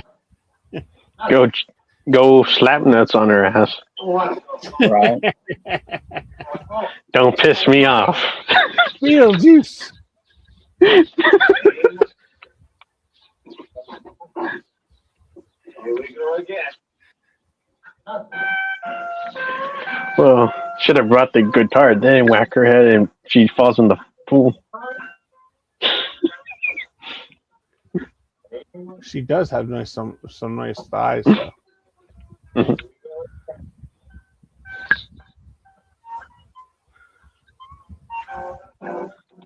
This ain't luckily he doesn't drink because, this is a bad place to, to be by a pool. Wow, they just knocked that fucking thing off the windowsill or whatever.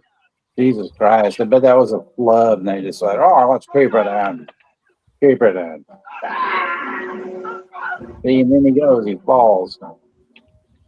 Oh, shit. Ray Dennis Steckler turned into a retrospect. Oh, yeah.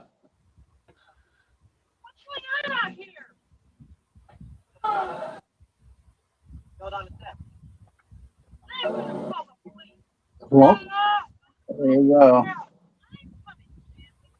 You're dead.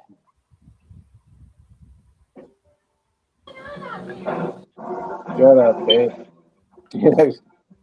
Some drunk, he fucking dead.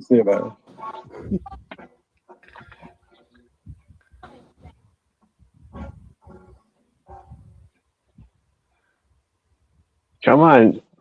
Whack her with the guitar. Be Jeff Jarrett. It's funny how those, apartments or whatever, suites or whatever the fuck, they all have like letters instead of fucking numbers.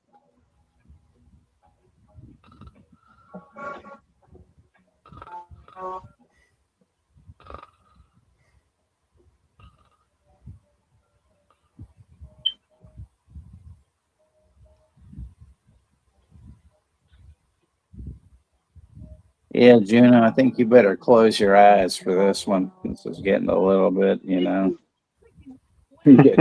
queero.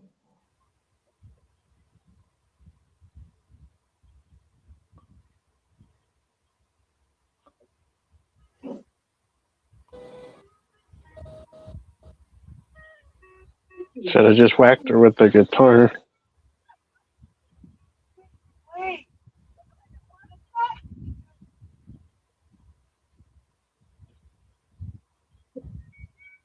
Should have played Rock'em Sock'em Robots with her.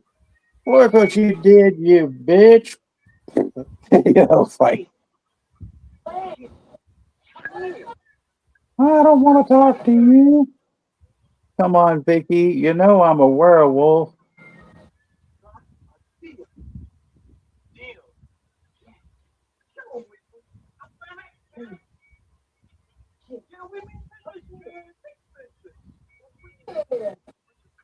Who's this fucking weirdo?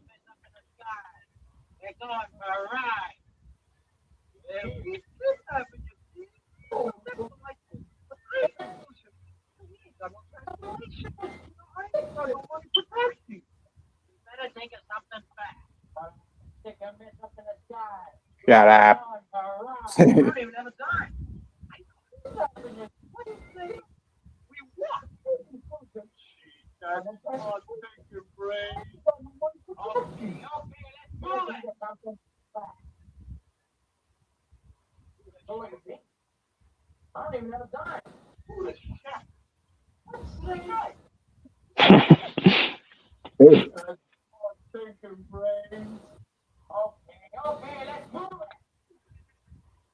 Why'd you let him get away? He wouldn't have been any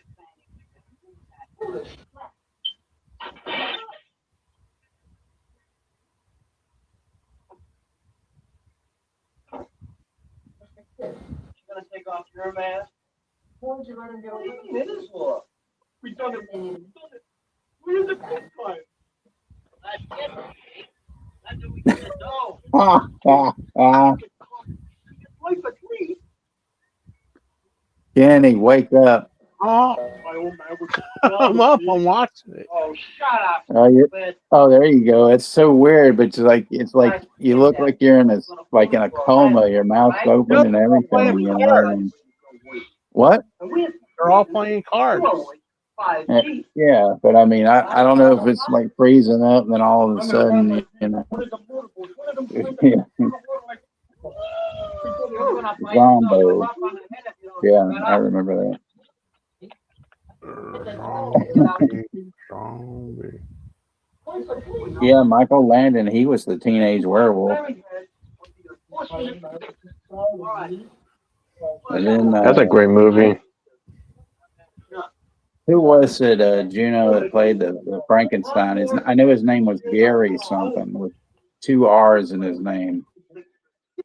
Shit. And Whit Bissell was in both of those movies. When I met Artop, I asked him about Whit Bissell, and he didn't even fucking remember who I was talking about. I was like, damn.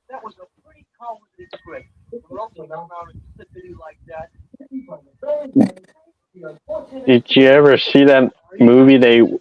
How to Make a Monster, the one where they mix with Frankenstein, teenage Frankenstein, Wolfman being together? I think I did. It was kind of like a meta movie where they were working with the actors that were doing Frankenstein and Teenage Werewolf.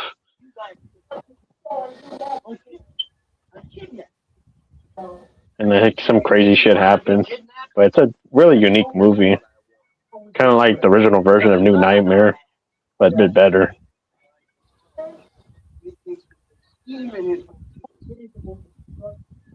Okay, wise guy, how come? I just wanted you to guess for a while. You guys make some money out of this? You ain't fooling me, wise guy. You know when you're up against some pretty tough boys. You're a skinny, right? Where's the paper? You know, right for the ransom, Dodo. You were gonna write a ransom.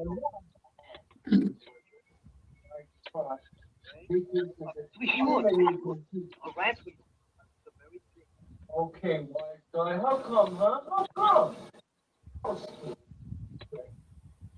This is like the Bowery boys all growing up. Mm-hmm. You ain't fooling me, wise guy. You know when you're up against some pretty tough boys, and you're scared, right?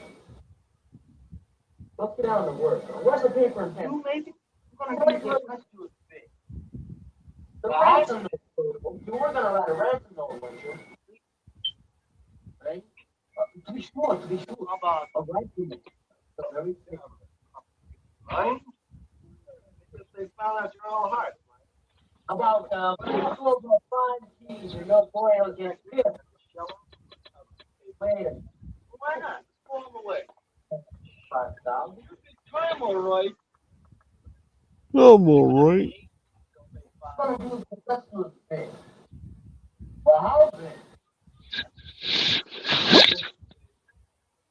50,000. Why not?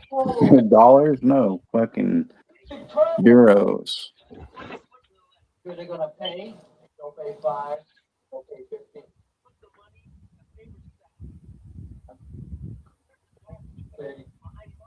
Can I have your own address? Hey, what are you, some kind of nut? Okay, so it's 15,000. So what do you put in the letter? How about put the money in a paper sack, put in a garbage can behind Margaret's face. Right? They shot it all up. Well, what's the funny about it? It's the fact we gotta have to kill us.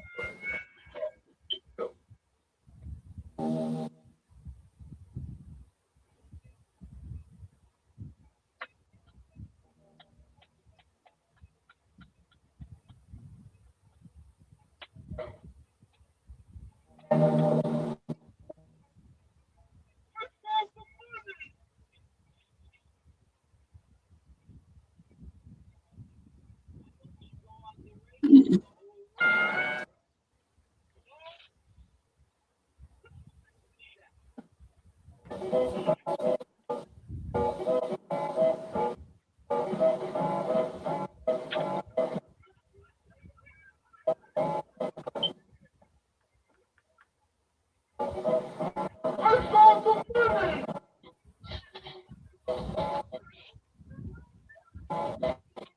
don't you go on the radio to the whole world? Don't. Shack. Shack.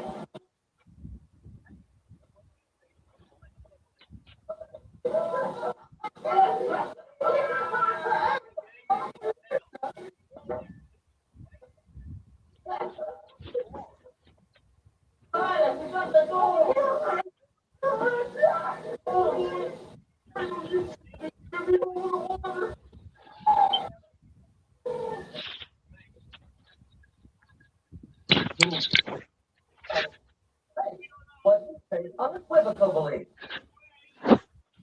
I'll be. Okay, now for the payoff. Four-way split, right? Four. Kids. Hey, Pfizer. Well, it was your idea to ask for 15. Right, gang? Except for Brooke, she's a fembot. Well, I never. I'm kidding. We don't know how to split 50,000 two ways.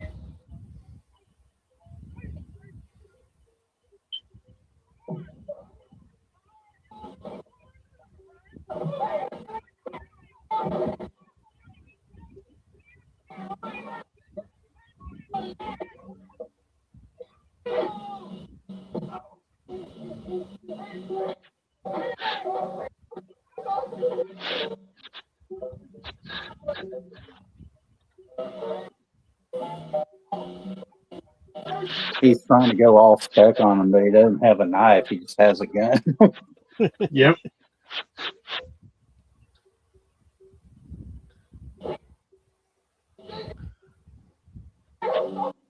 That's fucking ironic, dude. Like, he looks like Beck.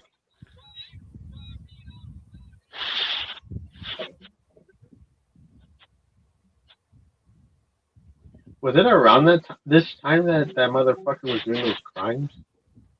Yeah, it was some point. Yeah, I'll find out real quick.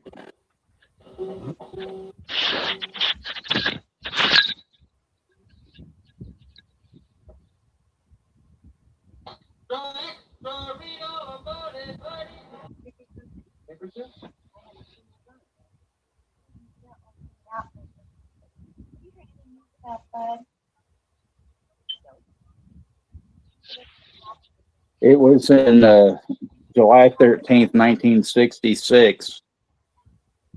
Oh shit! Around that decade of the '60s. Yeah.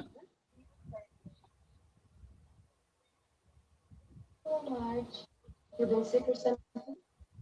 I haven't seen you. Yeah. Not being out lately. You heard some news about Brian? No. What happened? I heard a couple of guys talking. That's the kind of thing that I think would be cool. You heard me. You just have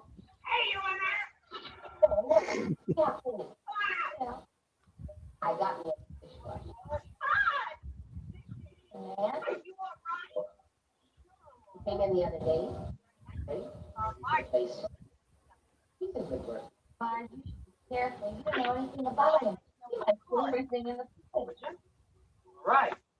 Came here because He does it. I had to have a place to stay. Sorry. Girl. Well, if you'd have let me explain it. Why should I? Join. Hello, Laura.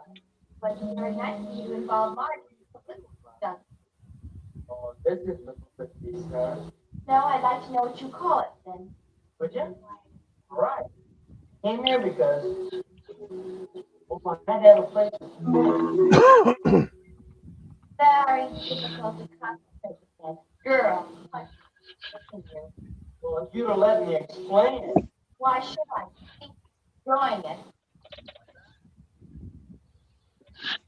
The way it feels about it.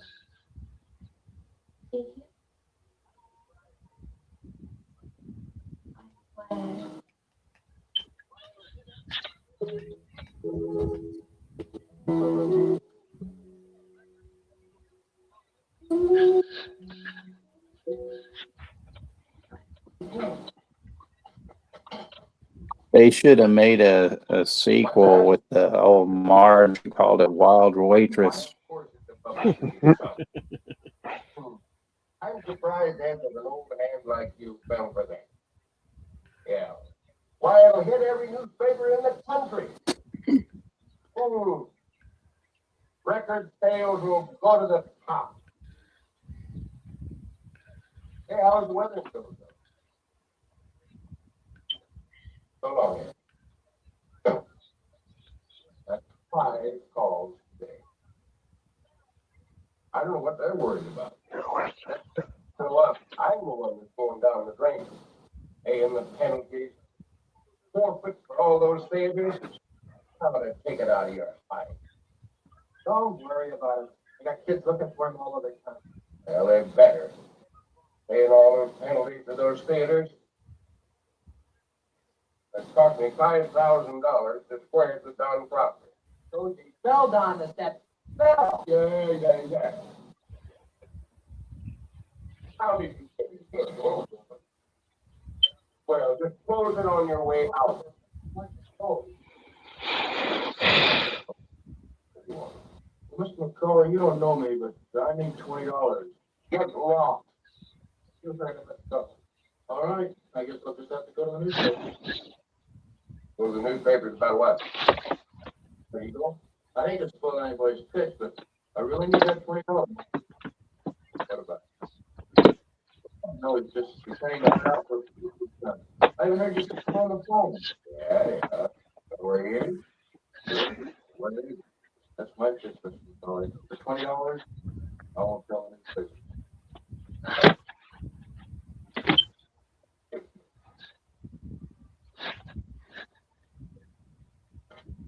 Thanks. I took all the tea when I dumped it down. Where's Bud?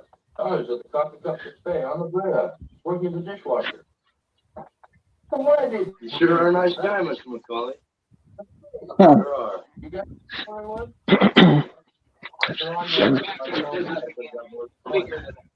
I can just Good idea. young love. Oh, Bongo, sorry. All right, McCaughey, yeah. Well, he's all fucking naked and high, and Well, got a pretty face. We're back in business again. that young kid asking for all that money, extorting him. I think that was Colonel Sanders' kid, cock and ball Sanders,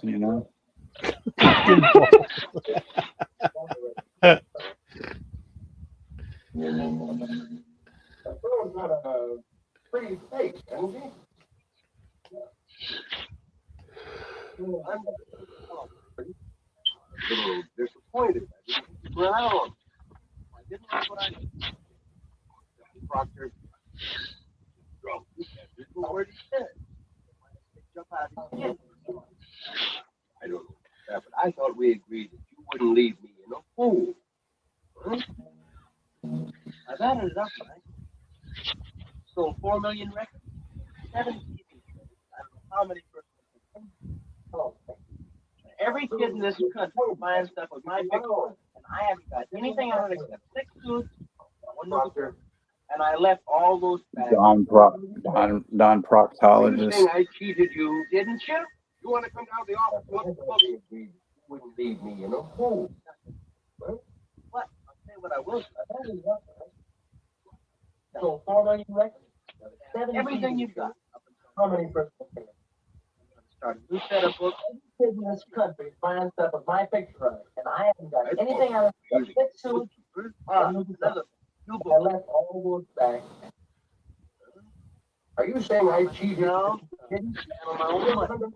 Look at the book. Punk. Who do you think you are? Just what you made me. Big enough, not to need you. I can get another man. Got it. Smart in a hurry, did you? Better book. Viola and I call you. Very proud. Like, just for yourself a look. Just by myself, I'm gonna handle my own money. You smart punk. Who do you sing for me or you sing for nobody? And get this straight. I can fix it. How you gonna do that, Mike? I can get another man. All of those nice kids that Smart in a hurry, didn't you? knew what you were really Days now. I never had anything to do with her. Yeah. Once you say anything I tell her. How about it? Your brother can taste in the tobacco. You sing for me. I was poor starts on Saturday. And you better be there. All of those nice kids. For food. Think you say. 12 grand in it for me. There's something happened to your voice. I never had anything to do with it. Yeah. You can say anything on the tongue. If I get a new manager, I'll spread a lot of lies. If I don't sing at all, Your brother can take it. Right. is that right? And it's poor, it starts on. They're good at the Better not have any short. So Well, got everything. Hey, get him! Your voice. You get to sing on a lot of lies. If I don't sing at all, that's right. They're good at the sack. They should have done a remake of this with Bud Ford. Mm-hmm.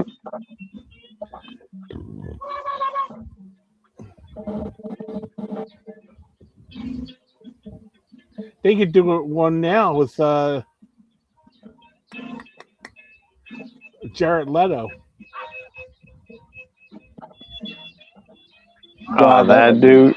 That would be fucking terrible. Jared Ghetto, you know. Fuck that dude. He's a scumbag.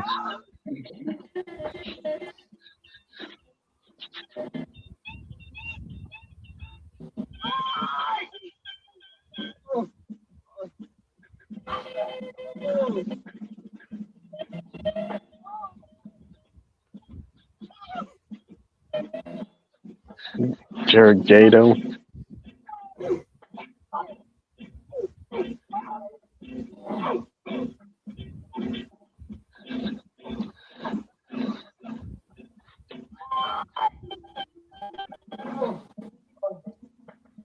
Old steak there is going to become a steak tartare, you know. Thank you, Chester.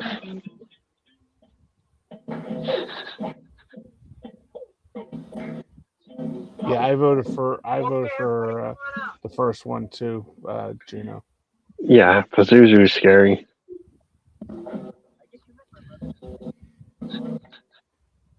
Have a good night, Alan. I'll talk to you tomorrow. Night, Alan. And Alan? I wouldn't be around. But Bud thinks He took down Richard Speck.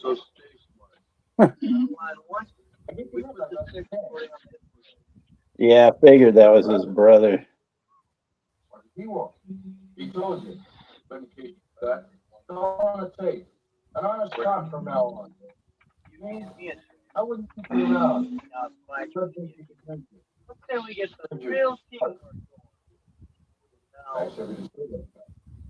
Get out of line once. We put this tape recording on the hit parade.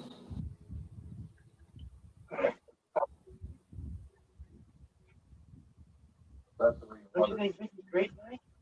Where do we go? Think she's gonna be terrific? I got an idea. Let's say we get some real teamwork going. Want to take one?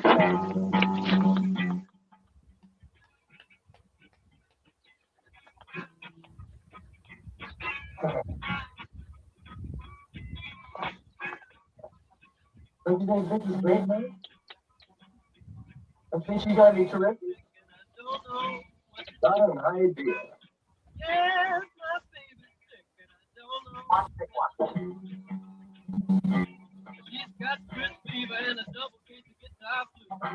Yes, the Wolfman patch look. The Wolverine patch.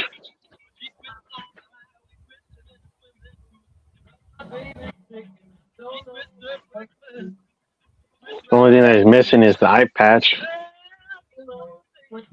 in the claws.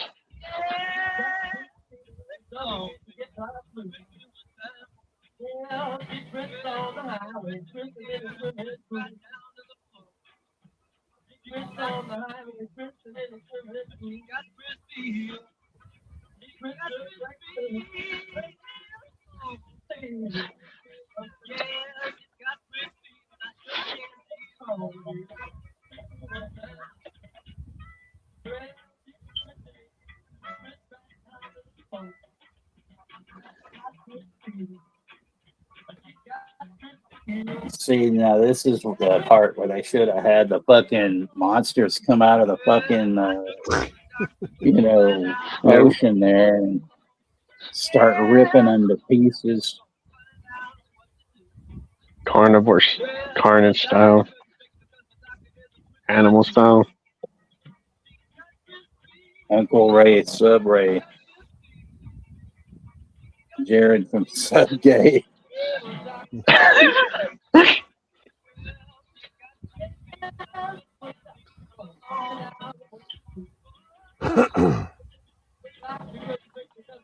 He gave it to Dr. Hood.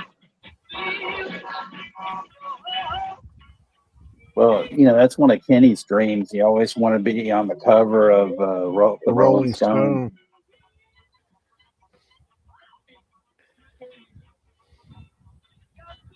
But I love sharing the night with you guys.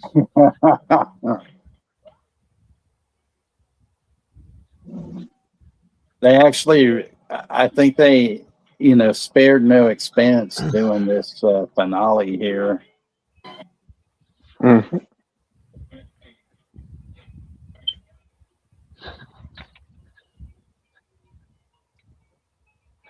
Now that, Art Ball is up in age, he's kind of an asshole, but, that's all I'm going to say about it.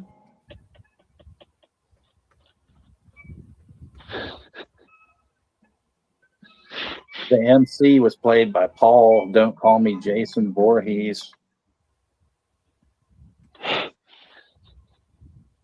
That was a damn good movie. Yeah, it's a great flick. It's a lot better than I thought, I have fun with those kind of. It's a fairway production, too.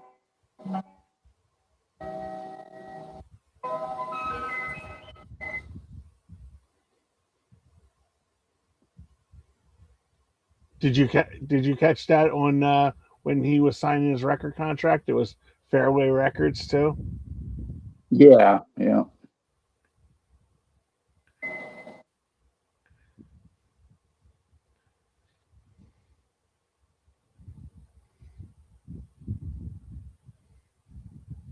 That was brilliant.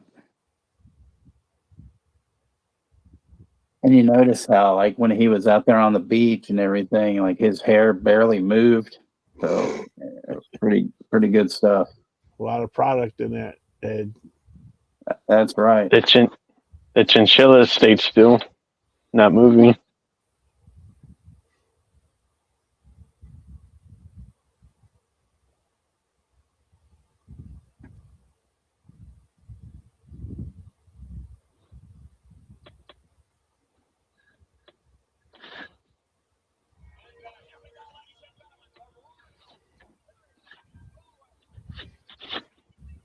But the thing about Dr. Hook, the dude that didn't have a hook, that would have been another one. I mean, he had the eye patch, but he didn't have the hook. That would have been the real, catch 22, fucking pulling out people's eyeballs in the audience, When you're in love with a beautiful woman, you know, you know.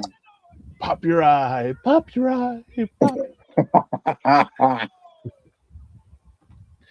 You had the Little River Band, but where the fuck was the Big River Band? Yeah, that's true. I mean, even though they're like your favorite Air Supply, where was the non-Air Supply?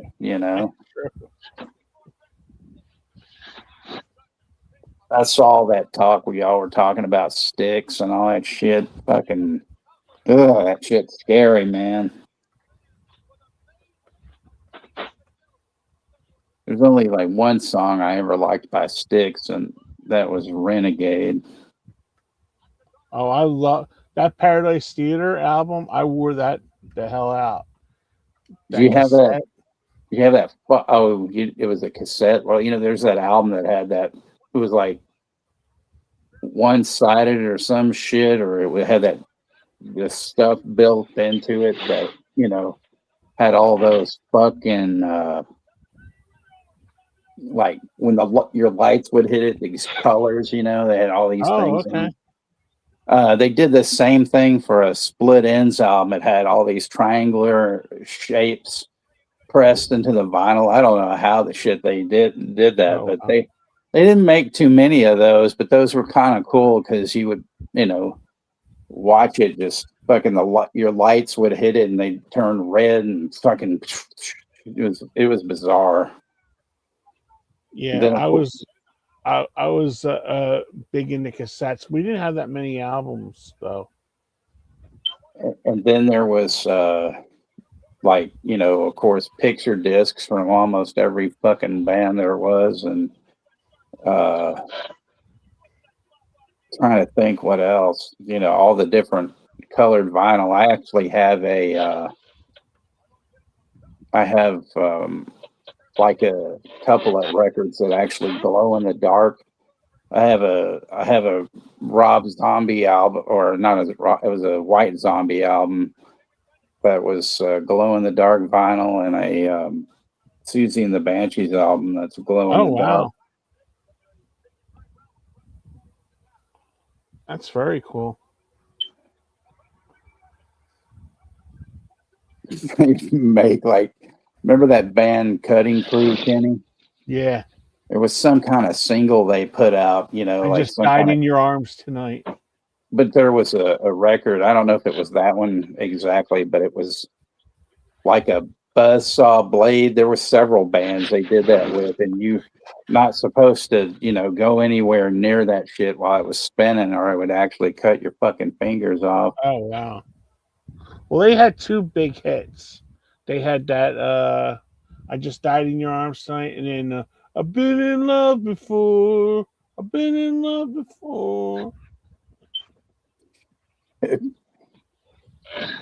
Tom was saying I Got You is a great and strange song. Yes, it's a good song, Yeah, Brooke, it is amazing to have you back.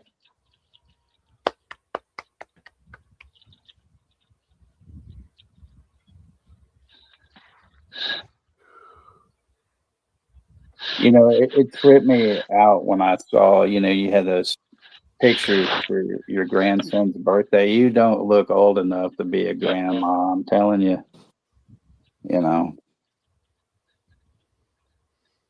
I'm just saying, I mean, hell, you don't even look old enough to have a kid that just graduated from high school. Brooke is like, a mom, a grandma, a killer person, just like Rosie. Very cool.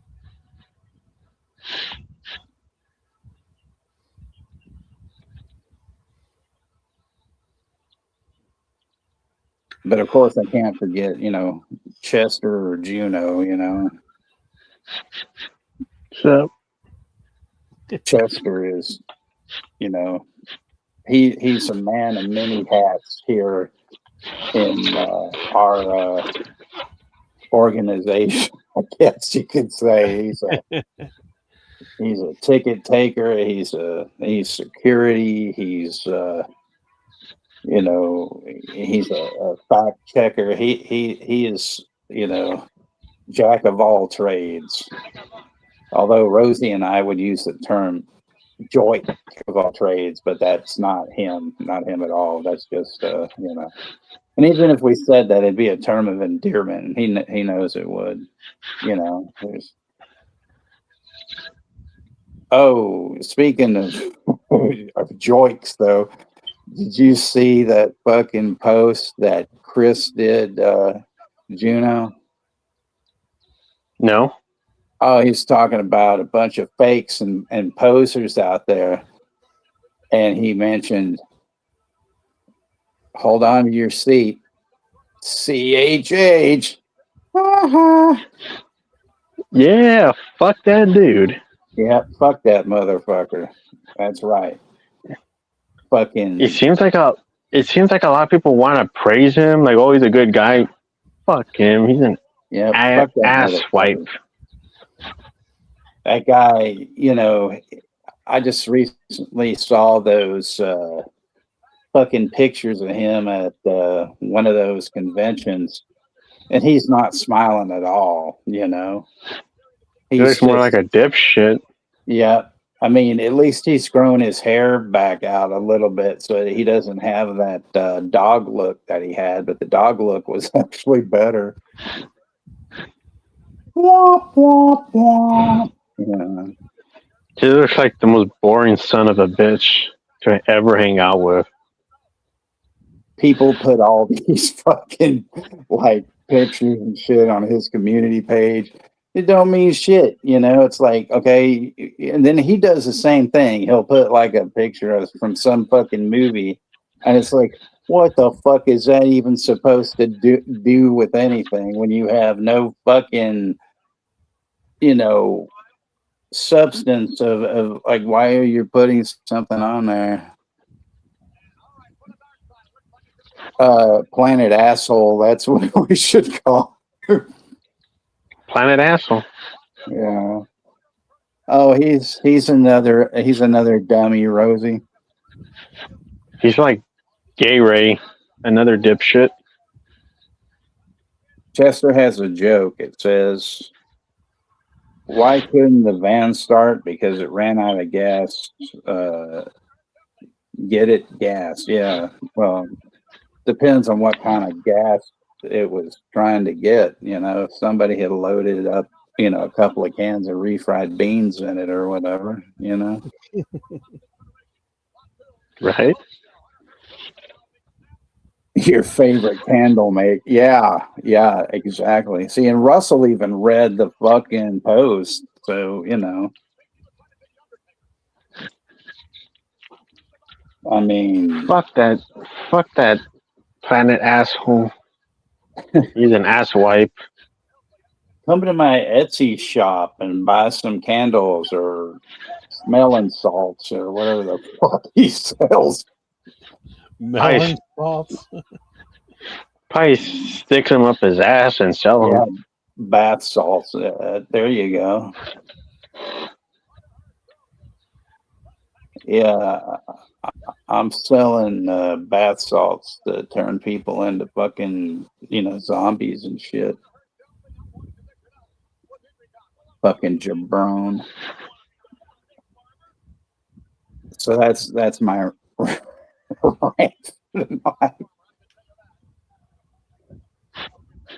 But see, he probably jerks off the wet movie. Oh, you said that, not me, but that's fucking hilarious. Hey, want to be edgy too? So like, hey, I ain't pussyfooting. No, not at all. I don't care. You can say whatever the fuck you want,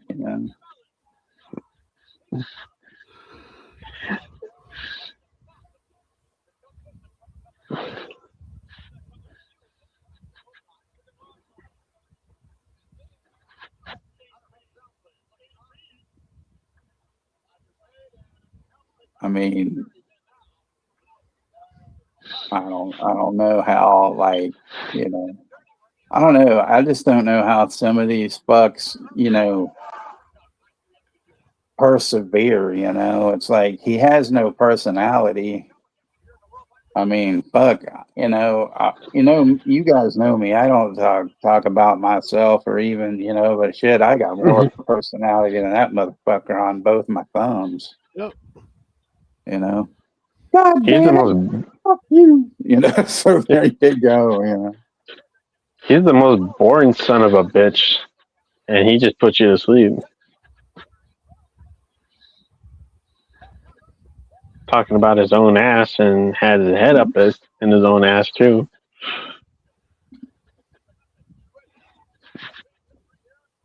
oh Lord, why don't you buy me a Mercedes Benz? What?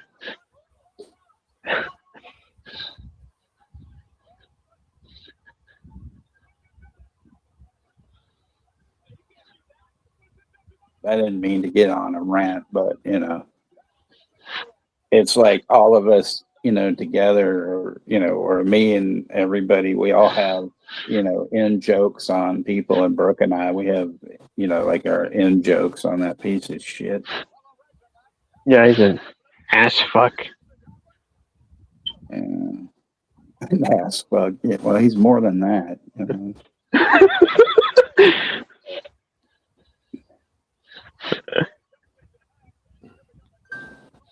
He's probably one of those dumb fucks that, like, you could go to a fucking ice cream parlor with 100 fucking flavors and he'd order vanilla. You know what I mean? Yeah, you're right. He's the boring son of a bitch flavor.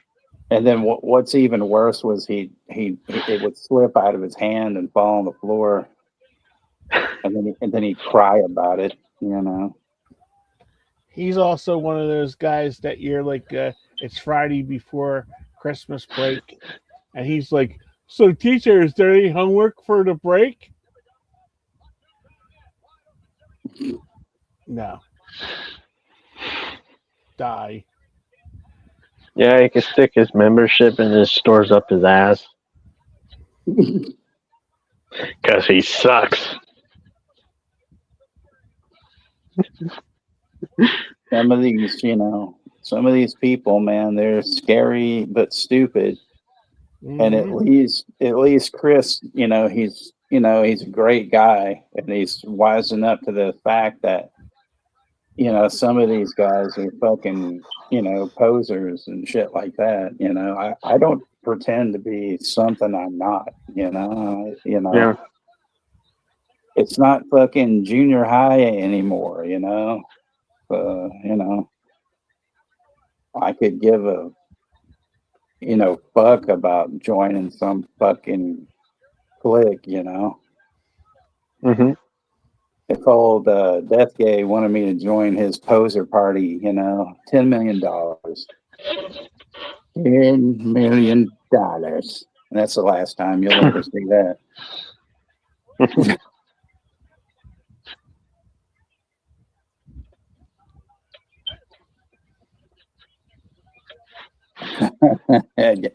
We got to do what we got to do, Kenny. Yeah. No, I totally agree with you. I told you that last week. If you don't get it off your chest, it'll just eat you. You know. Yeah. So get it off your chest. You ain't hurting anybody. I'm just going to show everybody my copy of Slaughterhouse because this is a fucking great movie.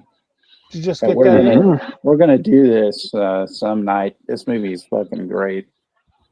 I like, you know, watching people get slaughtered for no reason. Just kidding. Man, you know, I gotta watch my mouth. Would you say?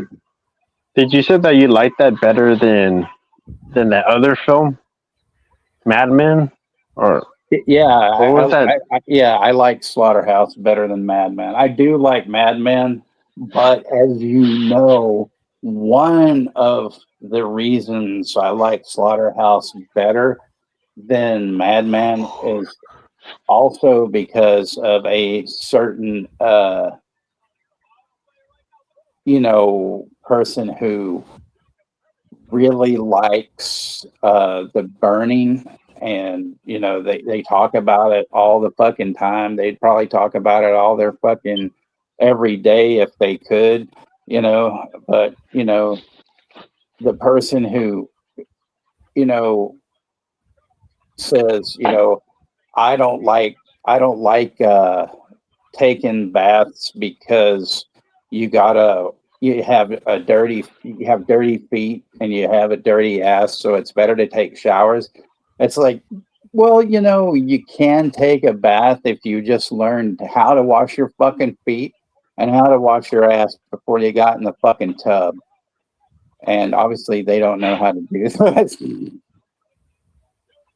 Sergeant Slaughterhouse, that's exactly right.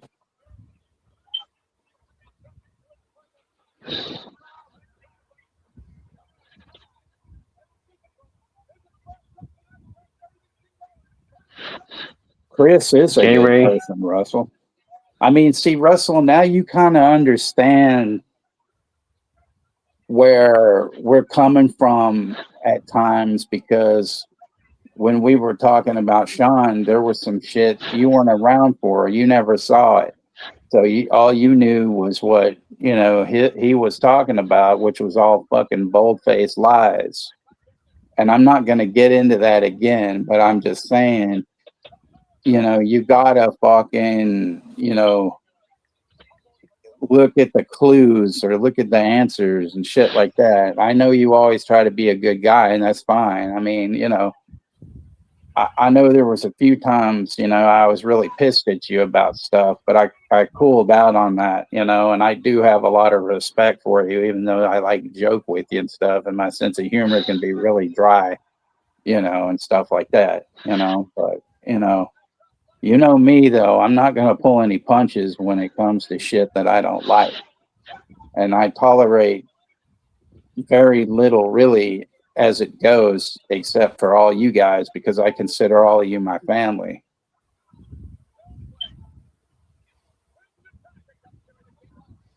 Yeah, Chester, actually, yeah, definitely give that one a watch. It's great. Burning Genitals. Canada Dry Humor. Well, I'm not from Canada. That would be Russell, but you know, I'm Coke Zero or Pepsi Zero dry humor. You know. Pepsi Zero. Yeah, all the zeros that you can imagine. You know, Sprite Zero is very tasty. I'm a zero. I'm a hero. Whatever the Sprite. fuck. Sprite Zero's good. Tonight's broadcast has been brought to you by the one and only Zero himself, Billy Corgan.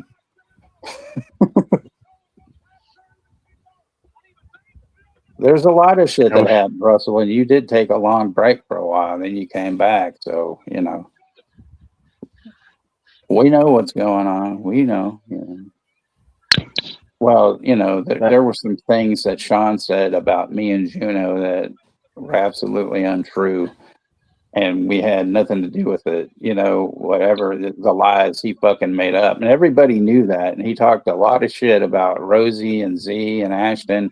He's trying to tell me to tell them that I, you can tell them fuck you for not coming into my streams. And I said, nah, you can fucking do that yourself. And he's like, what are you, some kind of pussy? And I'm thinking, no, you're the fucking pussy, because you want somebody else to tell them to fuck off, you know? Well, the past is not necessarily the past, though, you know, when somebody doesn't know what the fuck is going on. But I know what you're saying, Russell, and I agree.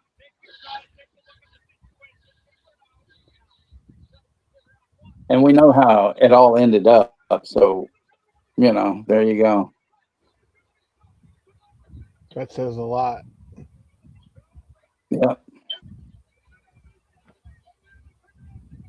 I mean, I hate talking about it, you know. I mean, the thing is, you know, I'm fucking, besides you, Russell, I'm probably the oldest one here. And we've both been around the block, you know, dozens of times in our lives.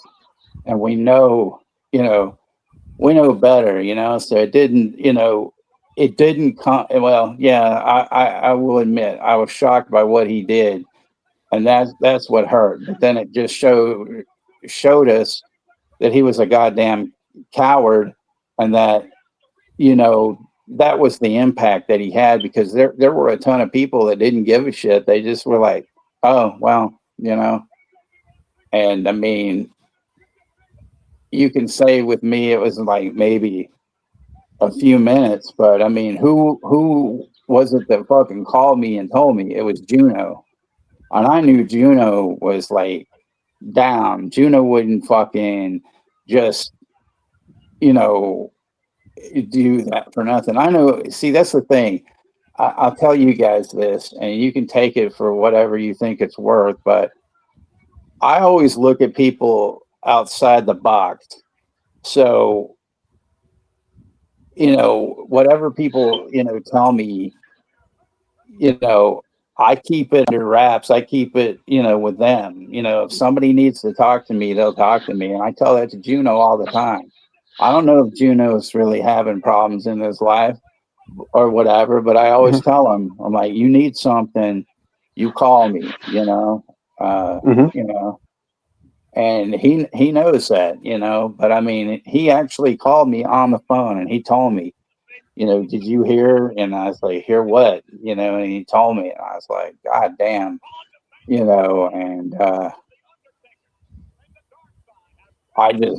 you know, you know, I couldn't believe it, but I, you know, I was a lot more sympathetic than I thought I was going to be. But, you know, when people don't talk to you about shit going on in their life, when they're going to do something as fucked up as he did, then that's a real fucking problem, you know?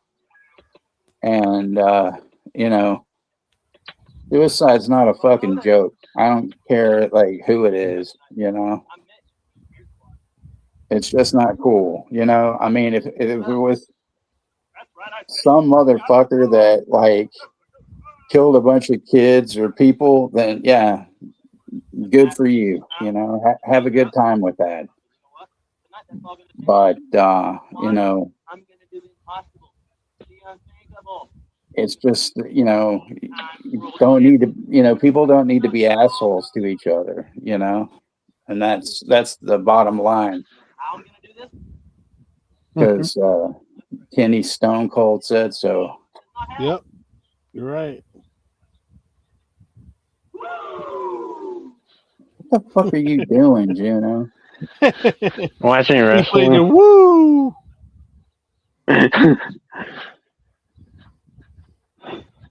A woo. Juno goes crazy with the woos and shit.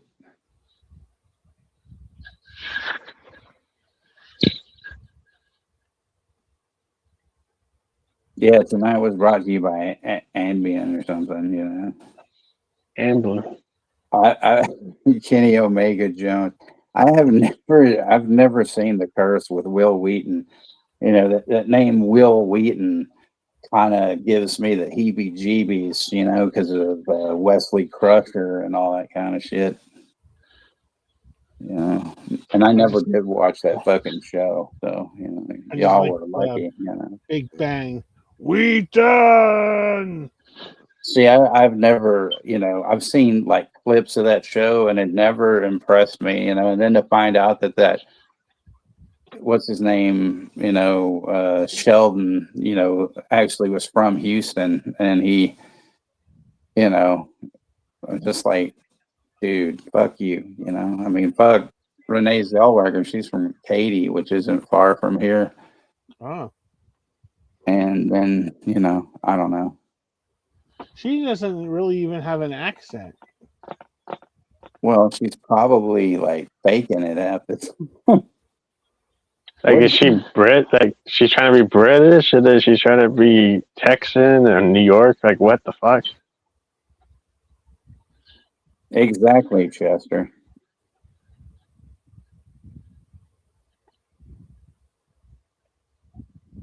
Bob's your uncle and all that stuff. It's just stupid by people like that. Yep.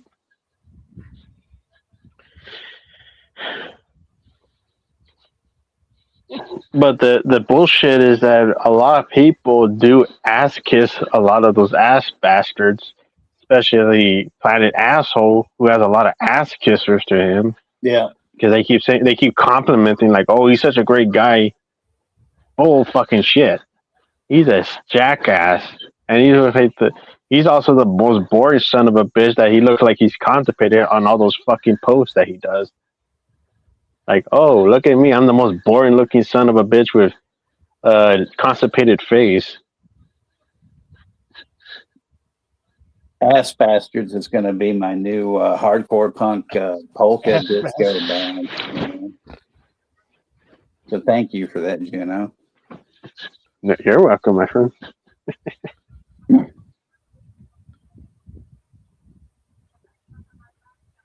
I mean, that's the thing. I mean, I don't mind going on like a rant and shit like that because I know you guys will listen, but sometimes I'd rather talk about, you know, records and stuff and, you know, underrated and overrated bands and, you know, just all sorts of shit.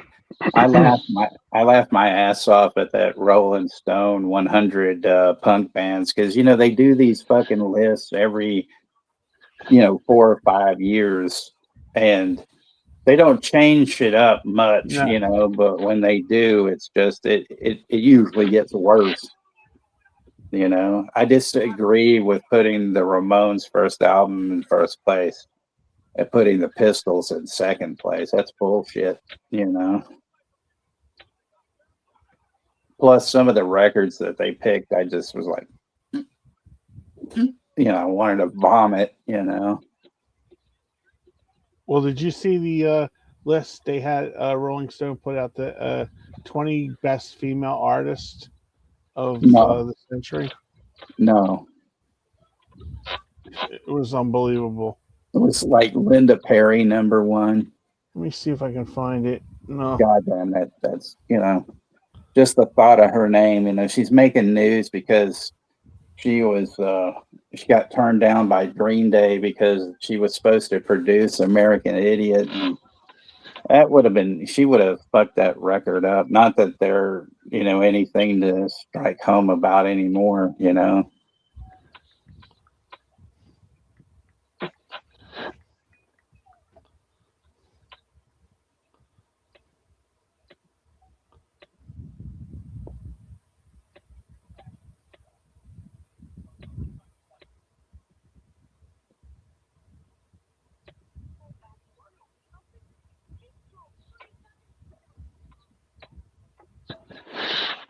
Okay, you ready?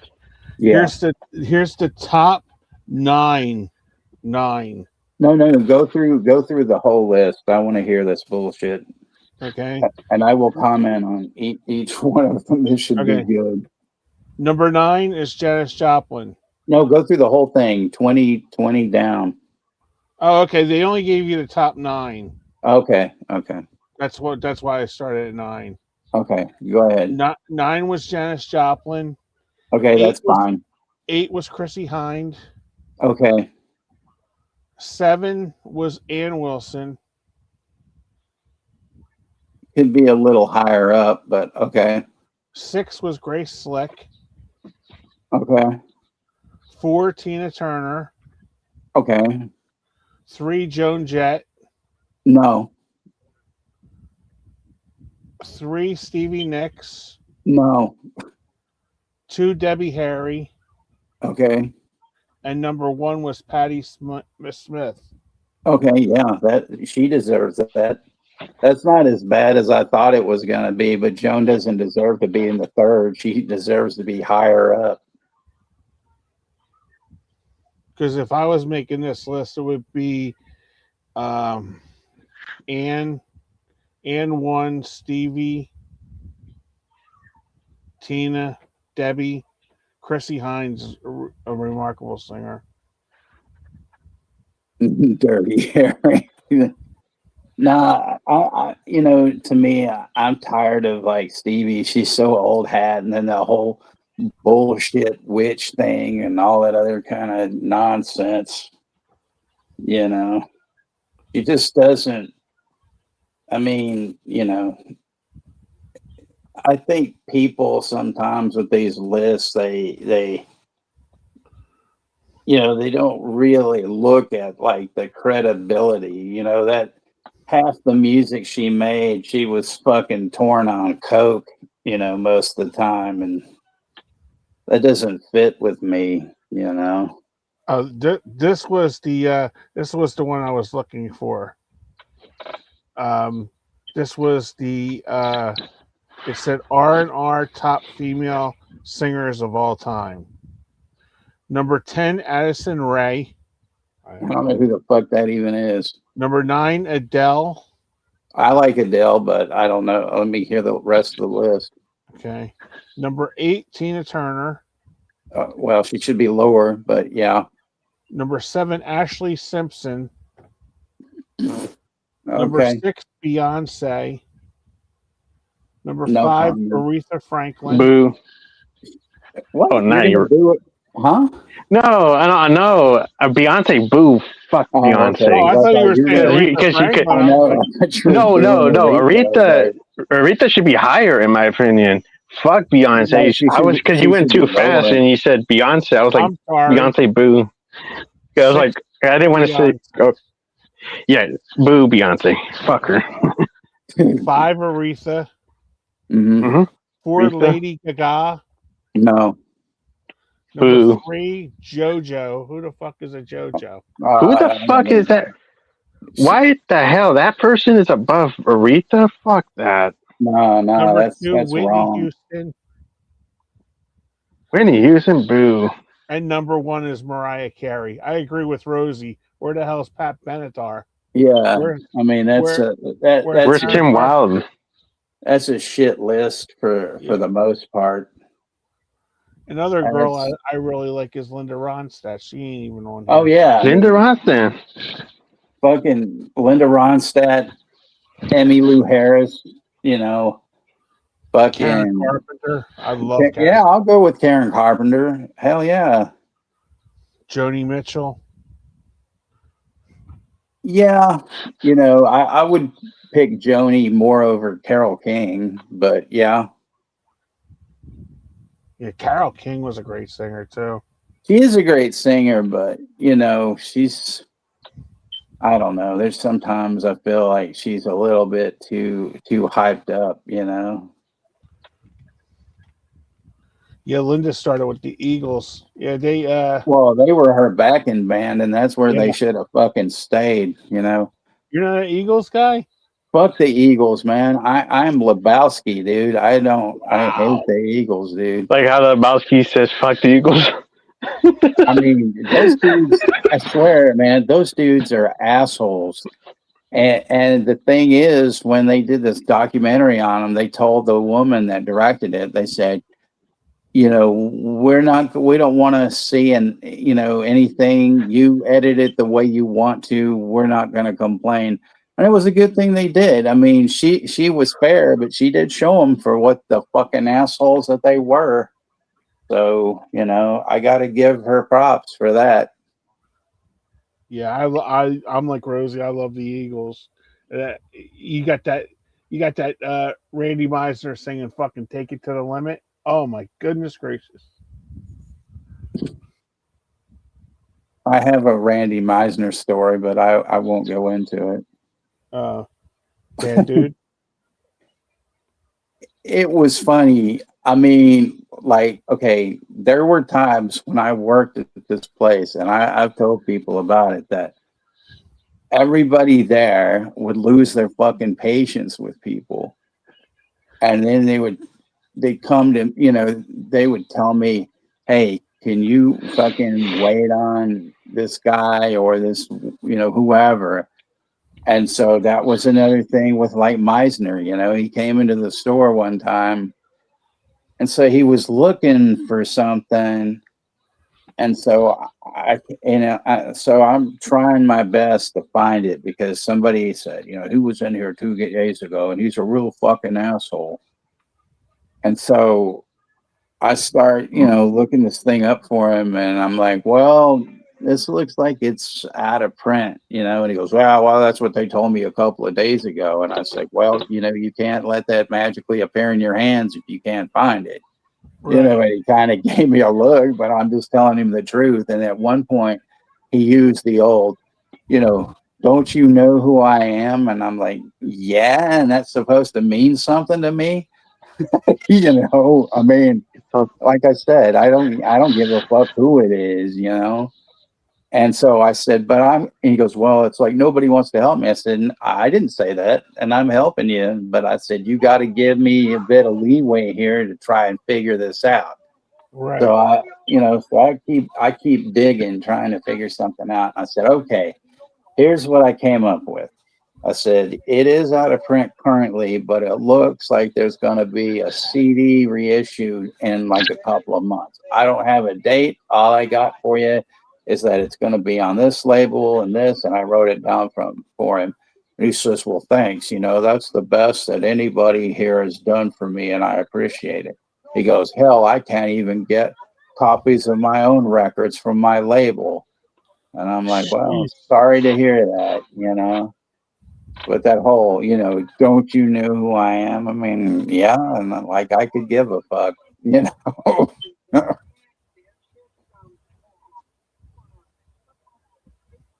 But yeah, I mean, Yeah, those lists are kind of bullshit because sometimes they don't even put the right ones that should be on there. They put like these assholes that don't deserve it.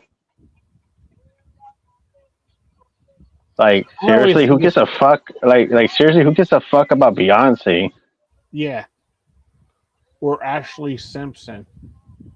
I don't know who the fuck Ashley Simpson is. I don't know who the hell that is. Have you heard her music, Kenny, or no? No. That's why I looked at you. I was like, I have no idea who that. And it's like I'm like looking at this list, and I'm like, where's Linda Ronstadt? You know, where's Ann Wilson? Yeah.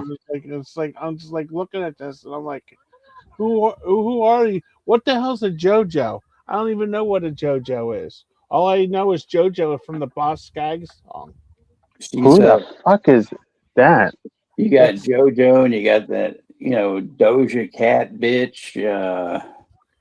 I Spice bitch too, who can't even sing. You know, I just thought, man. I heard they're real rude bitches. So like, I guess you don't want to meet them in real life. Most of them, the one you just had, Doja Cat, whatever the hell that is. Yeah, I don't know. You know, I just know that name. Although, what's her name? Megan Thee Stallion, you know, apparently she's got some WAP going on. You know, I don't, you know, that's all I know. You know, I've heard of the name, but I don't know who these people are. Hey, I can dig Lizzo because, I mean, just like Beyonce, she's from here, but I know that she could fucking, you know, pull a Nia Jax and destroy Beyonce, you know. And I saw some show on Lizzo once where she before she was popular, where she would, like, you know, hang out with, you know, people here in the city, and she was fucking hilarious, you know. I only know who Lizzo was because she was on Saturday Night Live. I had no idea who she was. And Lizzo, she plays the flute. You know, somebody let her, some museum or something, let her play this fucking expensive ass glass flute, and she said the whole time she was scared of like dropping it and shit, dropping it like it's hot and all that. I agree, Chester. Today's music is terrible. Nothing beats the past. Absolutely, Chester. Well, you know what, Russell, I've seen that video, and he was Neil Young was kind of a dick about that sort of shit because, see, it's been proven that bootlegs don't affect the artist unless it was something that they put out on their own. because look at the Dead. They let everybody fucking tape their shows. Metallica used to let everybody tape their fucking shows, and Fish. yeah, Fish and fucking Sonic Youth. And there's nothing wrong with bootlegs. I mean, maybe the assholes that would sell them for their own profit, but I mean, it's the thing is about bootlegs, the bands are actually playing the fucking show that people fucking paid money to go to see. So Yep. why can't they have us fucking souvenir of that show? You don't. I mean, I am kind of opposed to just some dick face, pressing up a bunch of copies and then selling them out of the trunk of his car. But there's nothing wrong with somebody that's, or like giving them away and shit like that, which is basically what you can find on, line and stuff like that. So, Like Rerun was copying the Doobie Brothers. right. And he actually had a shitty copy of himself eating popcorn. So see, he didn't even. But yeah, people used to get so freaked out about that shit, and man, I mean, I knew a guy that would actually, sell bootlegs, and stuff like that. And, it's, he didn't care what he sold. He could sell you like a Jane's Addiction show or something that sounded like complete shit, but yet he could sell you a Rush bootleg that sounded fucking amazing. It just depended. Yeah, I buy bootlegs all the time because they're not going to put out like Punisher, Right. Or and it's like I want a copy of that just for myself, Yeah, I mean that's the thing, and anybody that's not hurting anybody, but people are like, oh, unauthorized duplication. It's like, fuck you, put it out, and then you won't have that problem, Right. So yeah, give the people what the fuck they want. Yeah, it's like because the guy used to actually send me some movies to promote on my channel, and he does a great job. He has a really good business doing it too, and it's just like, and I want like the Mandalorians, The wonderful Lizzo of Oz. There you go. Yeah, I want Daredevil. Man, that new Daredevil show was fucking top notch. It's so good. Yeah. What I think it's still at 96% or Rotten Tomatoes. I want to see the 4% of the people that didn't like that fucking movie and just go, how couldn't you like that movie? I've watched that thing 5 times already. The Punisher? Yeah. Well, I've watched it twice. I'll probably watch it another 3 times at some point. It's so good. I mean, it's 51 minutes, as Juno would say, of carnage. Yeah. I mean, they don't like skip on it, And one thing I'll tell Rosie about it, it has Judith go into the light day in it, Oh yeah. Wow. That was something with her. I tell you, I never understood why Who's the Boss wasn't called Who's the Asshole.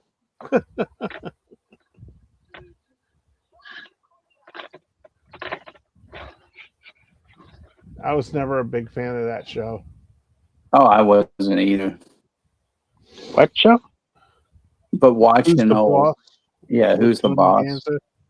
Tony Danzig and fucking Judith O'Day or Judith Light or whatever the fuck her name was.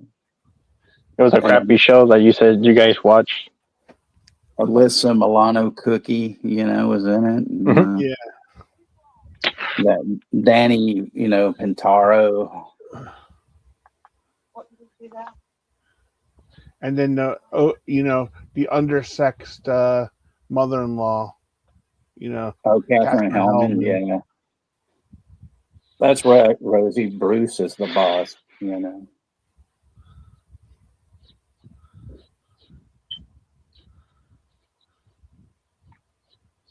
That fucking, I'm on fire.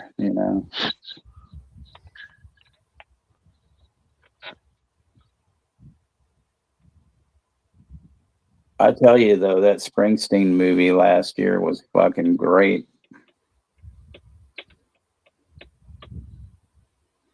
That had your look-alike in it, Kenny, fucking Paul, Walter, Yeah. Michael Oh, Hauser. Walter Hauser. Yeah, Paul, I'm not Wings Hauser, but I love the fact that they show, Bruce is listening to fucking Suicide's first album. And he says, to him, he goes, "What is this?" He goes, "It's Suicide. This is the greatest fucking record ever made." And, he was absolutely right in a sense, because that's one of those albums. And I've said it before and I'll say it again. You got a bunch of dumb motherfuckers in your house, like you're having a party and you got a bunch of dumb fucks in there. You want them to get the fuck out. You put that record on. And if they don't fucking leave in droves, then, that's when you're going to have to fucking just, pull out the knives, and shit, get the fuck out of my eye. I mean, you can't go wrong with a song that ends called Frankie Teardrop, where it's like 8.5 minutes of just this fucking noise. And the lyrics are about a guy killing his wife and kids, so there you go.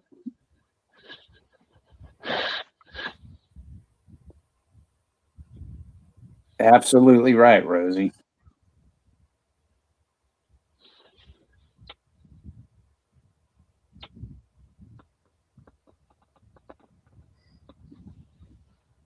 Look at Russell getting all brave talking about Alyssa Milano being nude. You should be ashamed of yourself. No, I'm just kidding. How many guys didn't go out and like that?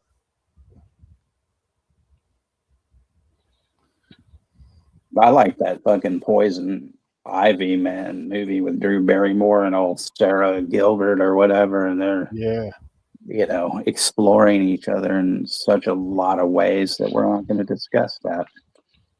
All right.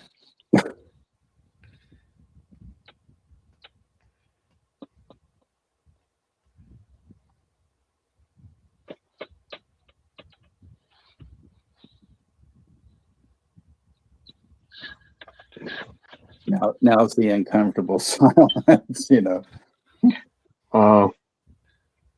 I could say Kevin Nash is an asshole. Fuck him.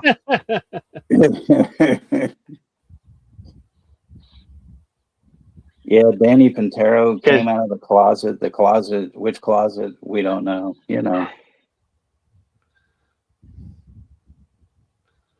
Personally, fuck Kevin Nash. I don't know. He was nice to me a couple of times I met him, so I'm not gonna. The only reason I say that because he's being a dick about Maven and Steven Richards. To each their own on that. There's been, I mean, the one guy that we don't have to worry about is, HH and not Planet. Well, fuck him too. He can burn in hell just as much as Hogan,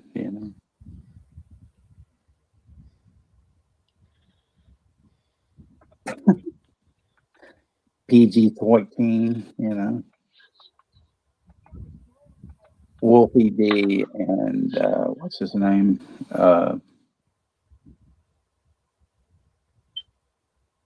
Can't remember the other guy's name that was in PG-13. Dundee, right?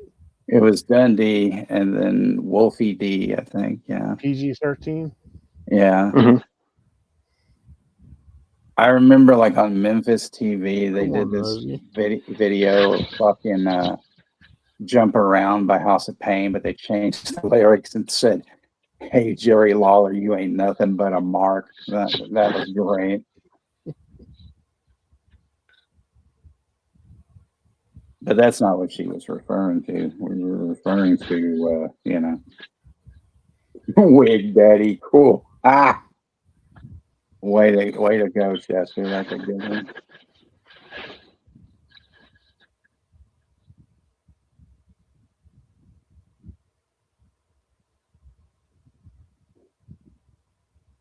You ever get a chance to go back to watch those Raws with Diesel on it? Nah, not really. I don't even care about What is that? anymore. You go back to the Raws from like 93 or 94, 95, around there. And Are you talking about like the are fake? you talking about the Diesel matches? Yeah, well, it's basically what I'm talking about is the introductions by Vince McMahon. Aha! We're gonna have Big Daddy Cool here. Whoa, he's cool. Mm-hmm. We've got appearances by the Huckster and the Nacho Man.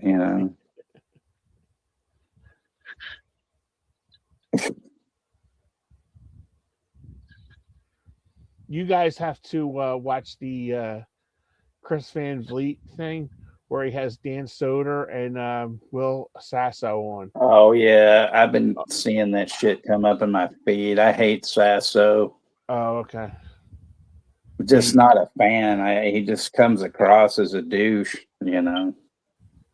Well, those guys go on for like about an hour and 20 minutes, and it's the funniest stuff that you'll ever want to hear. They had like Macho Man, and Hulk Hogan reading Andy Rooney tweets.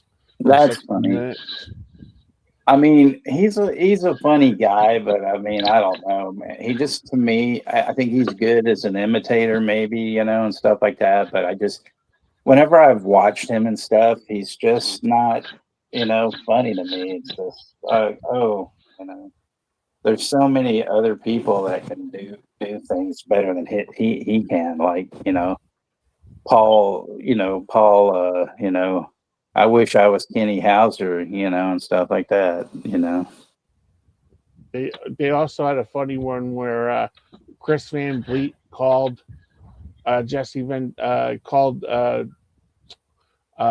Sasso up while he was interviewing Jesse Ventura, and Jesse Ventura had no idea who he is. He goes, "Is he a comedian? Who is this asshole?" Yeah, that's a good impression.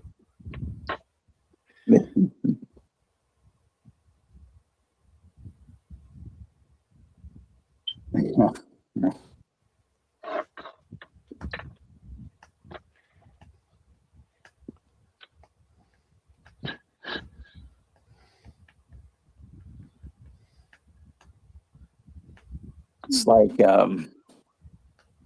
let me tell you something, kid. Yeah, there was a time that I didn't care about a lot of people, but I'd travel down and I'd hang out with Rosie and Brooke and Ashton and Zodiac and Juno and yeah, we would rob a few liquor stores and stuff if you get my drift, and things like that. And then we would we tried to get into Canada and they wouldn't let us because we knew Russell Collier, man, and yeah, like, nope, yeah. So we had to kind of bypass that, but we threw Elizabeth out the van. We were like, "We're done with you, bitch." And we didn't ever talk about Hogan. Yeah, fuck him. Yeah. And then we went over. We went over to the fucking triways and byways to get to Detroit, and into Michigan. And then we were hanging with Chester Franklin. Yeah, the goat of all time, brother. Yeah. When you hang with Chester, You know, what stays with Chester stays with Chester. Yeah. You tell him, Hulkster. fuck CHH. Womp womp womp. The Hulkster, fuck the Hulkster. Like, we used to do a thing about, Hogan, where we'd say, you know something, brother? I traveled the highways and byways, brother. I was hanging with Jimmy Hart. I was hanging with Brutus, brother. We'd get to the hotel, and the last one to come on the cookie. Oh shit. He couldn't realize he was on TV, because he was a scumbag.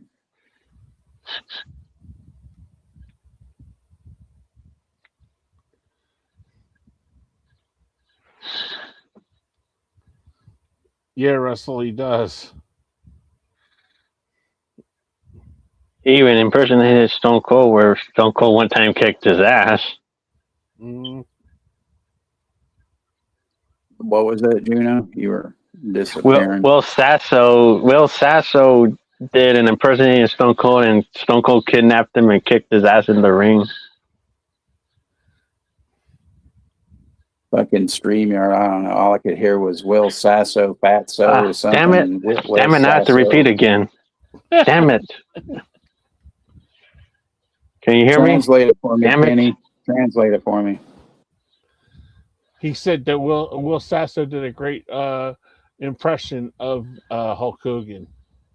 Oh, nah, mine's better. No, not Hulk Hogan. Stone Cold. Oh, Stone Cold.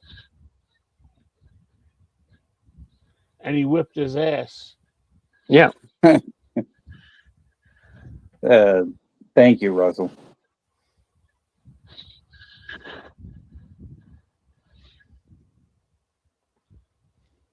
I think, yeah, Russell, yeah, that was pretty funny.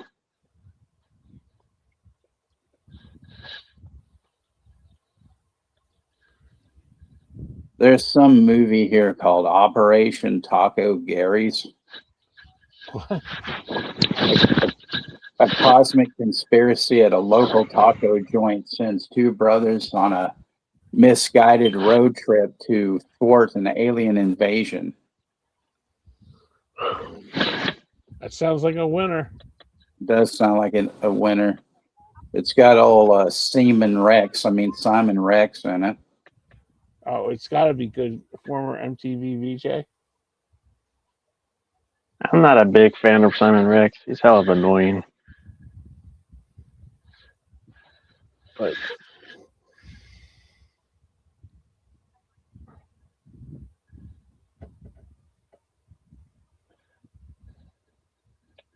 Drew Carey being in WWE, that's probably just dumb. Yeah. Because like what a waste they pretty much took away like D'Lo's spot. They pretty much like gave his victory to that idiot Drew Carey, which wasn't worth a shit because he didn't took a bump or anything. He just eliminated him, throwing fat ass out of the ring. This is like, that's when he did so many things with celebrities. He took my spot, your spot, my dog's spot, that spot, somebody else's spot, my grandma's spot, your grandma's spot, The fucking stupid thing is that he got a Hall of Fame spot just for that. Yeah. That wasn't even nothing memorable or nothing. Not like a WrestleMania thing that he did. That wasn't worth a shit to be Hall of Fame for. Well, just wait till Elliot Page gets into the fucking WWE Hall of Fame. That dipshit. What do you mean for what? For nothing. That's what all these fucking celebs, they don't have to be on the fucking show. Yeah. It's just how fucking dumb they are. They'll put them on, they're like, oh, let's go ahead and put that. I mean, fucking why isn't Betty White in it, At least she was hilarious in her episode. To be in the fucking Hall of Fame. Why ain't she in the Hall of Fame? Who's that? Cyndi Lauper. She Yeah, should you're be right. there. She probably doesn't even want to be, you know. Probably. But I'm like, that whole rock and wrestling, man, started with her. Even Miss Elizabeth's not even on the fucking Hall of Fame. And I know the reason why. I know the reason why, because they don't want to talk about her because of the way she died. Yeah. Right. Which is kind of fucking shitty for that reason. Well, Like, come on. You know, I blame Luger for that. You know, I don't even think he should have been And in the fucking Hall of Fame. He's in the fucking Hall of Fame instead of her. Yeah. Well, you know what? It's like when these guys are like really bad dudes, and then all of a sudden they find the Lord. They have like these people like where you fucking repent. You know, I mean, I'm a Christian and stuff, but you know, when you did all that bad stuff that Luger did, you know, and had her hooked on drugs and stuff, I don't know. There's a lot of people that should be in the Hall of Fame, but of course there's stupid reasons because they didn't want them because they did porn or they did drugs or they did something that they died from themselves. That's why they don't want to. Well, that's why fucking Tess is in the Hall of Fame. Right.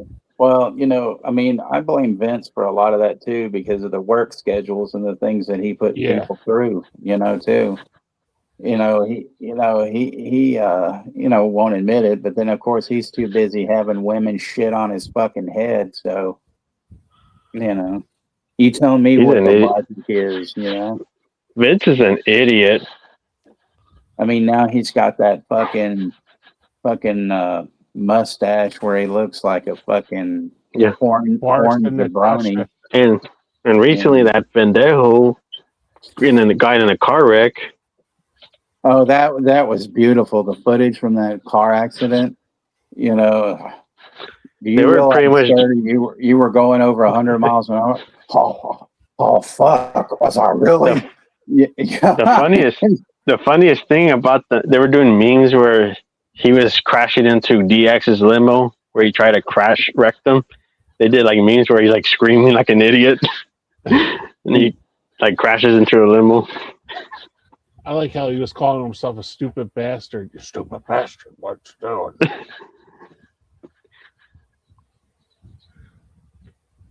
But yeah, Vince McMahon's an idiot. He got away with a lot of shit, especially he pretty much saves Jamie Snuka's ass. Yeah. Of course he did, you know. Because he pretty much paid his girlfriend to shut her up from the abuse that he was doing to her. And that's like the most scumbag shit.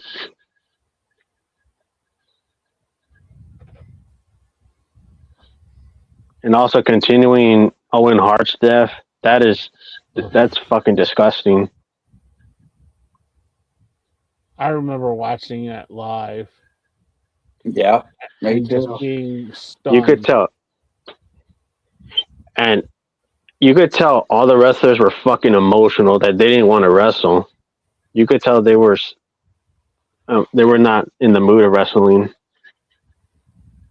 Like you could see Slapnuts, he was really sad when he was being interviewed. Deborah. Like you could tell, even Deborah too. Oh my god, yeah, because they traveled together, the three of them, all the time. And they were tag team champions at that time. And then I think it was like they lost the belt to Kane and X-Pac, but they were champions at WrestleMania 15. That did you?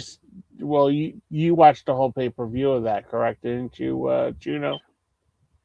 I did, but they did like the editing where they cut out JR's message about he revealed because the network edited crap out, which is stupid. They should have just because I seen the footage where because they show the footage in that 50 years of WWE history. They showed in the documentary that footage. That's how I found the footage. There was one. I'll never forget this. It would. I think the main event was Undertaker and Austin. And Austin was like really mad that they were continuing on it, and Undertaker was out there. You could see him like literally crying. Yeah. Like when he was standing there, and he refused. They cut off the ring where it was only 3 ways because when he got into the ring, Undertaker seen the blood stain where Owen's blood was, and he said to Austin during a tangle up, because this was on the his podcast. He said he went there and he said the whole thing where Austin came out like rapid fire and started because he couldn't believe that they were doing this, and he said that he wanted to get it over as fast as possible.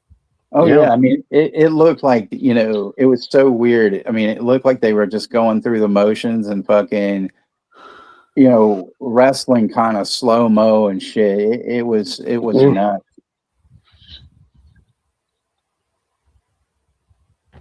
And Vince has the stupid excuse to say like, "Oh, Owen wanted this to happen. He wanted the show to continue." That's bullshit. He fucking died in the ring, dude. He fucking fell 60 or 50 feet. He fucking fell, impact onto the ring mat.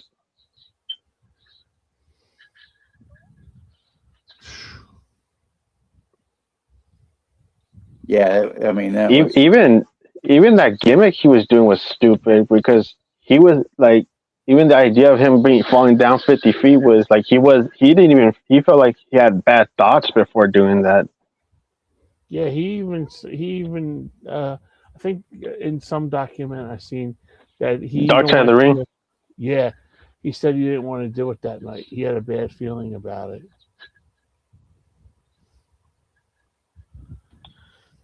That is haunting feeling that he did feel something bad about it. The even more chilling was when they interviewed Brett, and he was on the airplane coming from Nitro or something, and he said that he felt like something, and he didn't know what was happening, but he felt like uncomfortable with the force or something like that.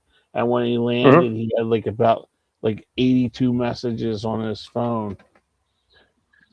Call home.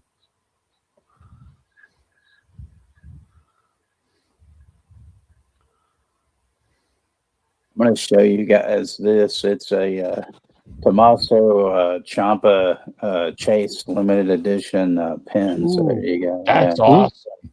Yeah, because this will get us away from the talk, and stuff. Because I don't, certain things I don't want to relive in my life. I understand. Did you get a good box this month, Texas? We got a Mike Santana brawler here. He's all nice. bloodied up, and stuff. Yeah, a couple of killer shirts. I'm not going to take them out, though, but like a Brody King shirt and a Bullet Club anniversary shirt. Oh, cool. And then it says it has like an Elias autographed 8x10 and a Donovan Dijak autographed 8x10. And then a Bullet Club bandana, but then they gave like 3D show glasses, and it says, "It's your next wrestling show. Put these on and look up at the lights." And like, fuck you. Those things are stupid. It's like, okay, that's really dumb. I don't know why they would do something like that, but yeah, just got that in today. Nice. Yeah. At least there were better shirts than the past few months,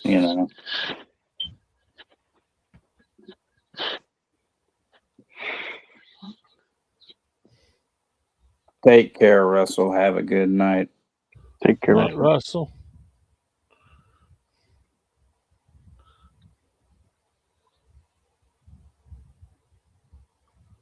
Yeah, Chester.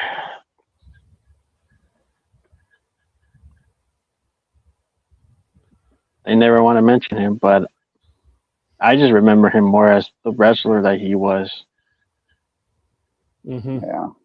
Because the thing that annoys me is that they want to talk about the tragedy, but they don't want to talk about his fucking wrestling. They just want to say that, oh, he's a murderer. Like, why do you want to just talk about that? Like, that's the thing that aggravates me about that, but that's in the past. Yeah, what are they going to do now with Brock coming back? I didn't see that one coming. Who knows? By more idiot TKO members coming out of their asses with more ideas. Here's a pack of Sweet and Low. There you go.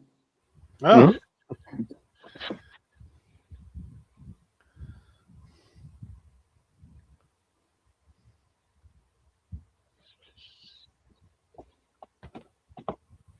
But yeah, I guess it's it's time to shut this down before we get all crazy with the cheese whiz. You know what I'm saying? Mm-hmm. We can hang for a little bit, but I gotta charge this phone, so I won't be hanging long. Plus, Okay. I didn't eat dinner. I gotta. Yeah, you got to eat dinner yet, too. Yeah, and it's late. I don't like eating this late. Damn it. Mhm. Kenny make me a damn cheesesteak since she sent me that fucked up video. I've been. I send all my friends the good best cheesesteak that I could find on either Facebook or on Instagram. Have you ever been to that place? No, these places I have. They're like down. The one place is down the shore. My niece goes there every time she goes down the shore, and she loves it. The boardwalk cheesesteak one. Right. And because she said the next time, because I wasn't here when she went down there the last time, she said this year, because she's coming home from school this week, and she said when she goes down the shore this summer, she said she'll stop and get a cheesesteak for me and bring it home. So That's cool. I'll take pictures of it for you, Texas, so you can see it. And she said they do stuff it because she made like 4 cheesesteaks out of that one. Damn. She went to a bakery and got extra rolls, and she said we packed the other 3 rolls with it, and I still had a ton of cheesesteak in there. So I think each one of those cheesesteaks were $26, but that's good because they pack that shit with meat.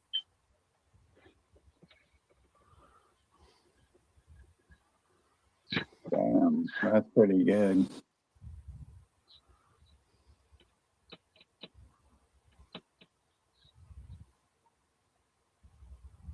Yeah, because she said the last time they went down there, they always have it with like a row of potato chips out there and stuff like that. So whoever buys like one of those cheesesteaks, the owner always tells her to take a bag of chips home with them. So you get a cheesesteak and a big bag of like a 13-ounce bag of chips for like 20. I think it was like $27 or something like that, which I didn't think was bad. So that's all. It's all that in a bag of chips, Exactly. You're right. There you go.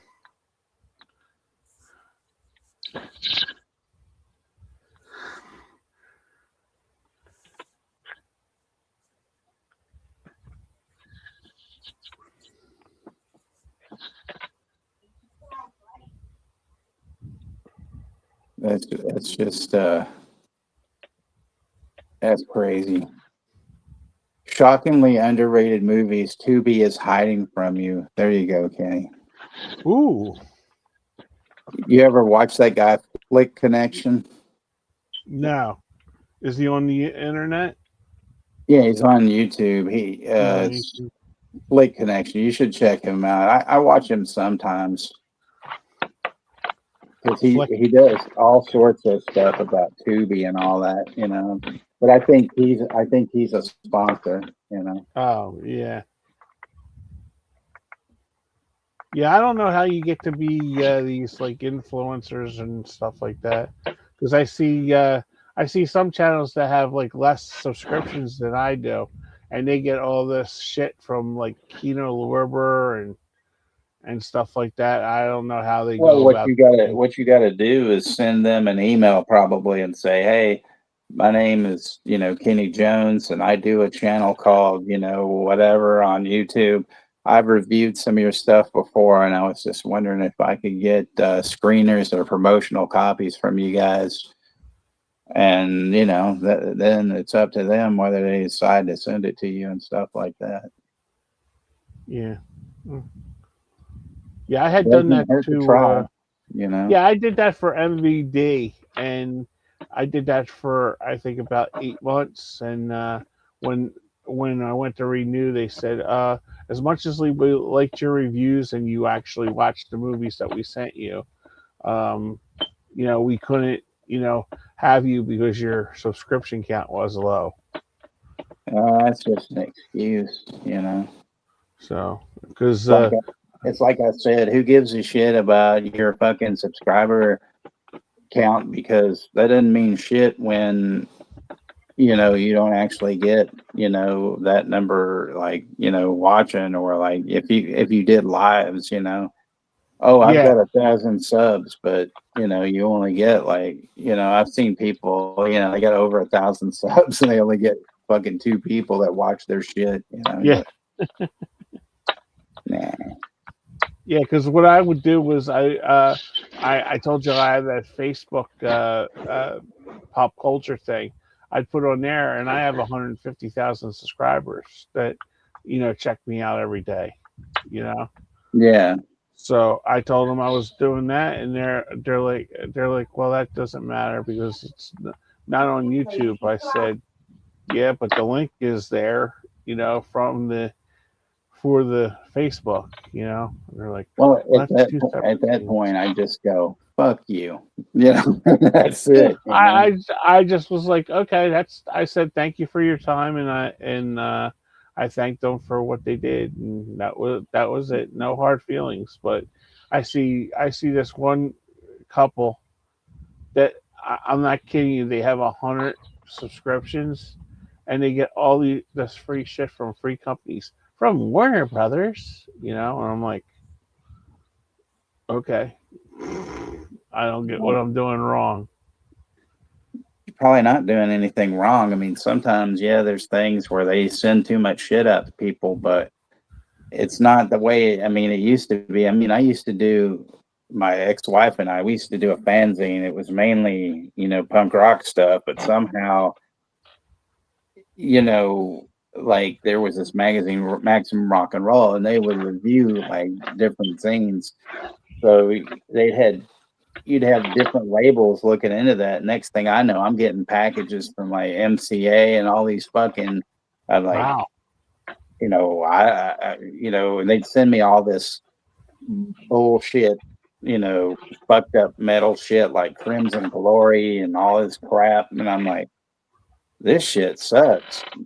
I don't know why they would expect me to review this crap because this isn't what we do. But then I would do it and I'd send it to somebody at MCA, or I'd just send it to their address, and just, throw a little thing. Well, here's some reviews of your stuff. And whatever, half the time I don't think they, gave a shit what the reviews were. But they would, bands, I mean, like labels would send you all sorts of fucking shit. It's ridiculous, Right. It's interesting.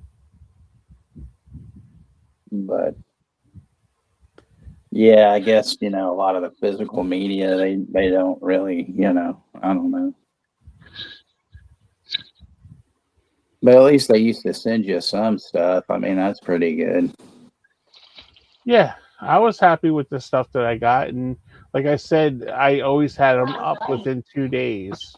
With everything, with the script that they gave me and all that, read stuff, and I enjoy doing it. That's why,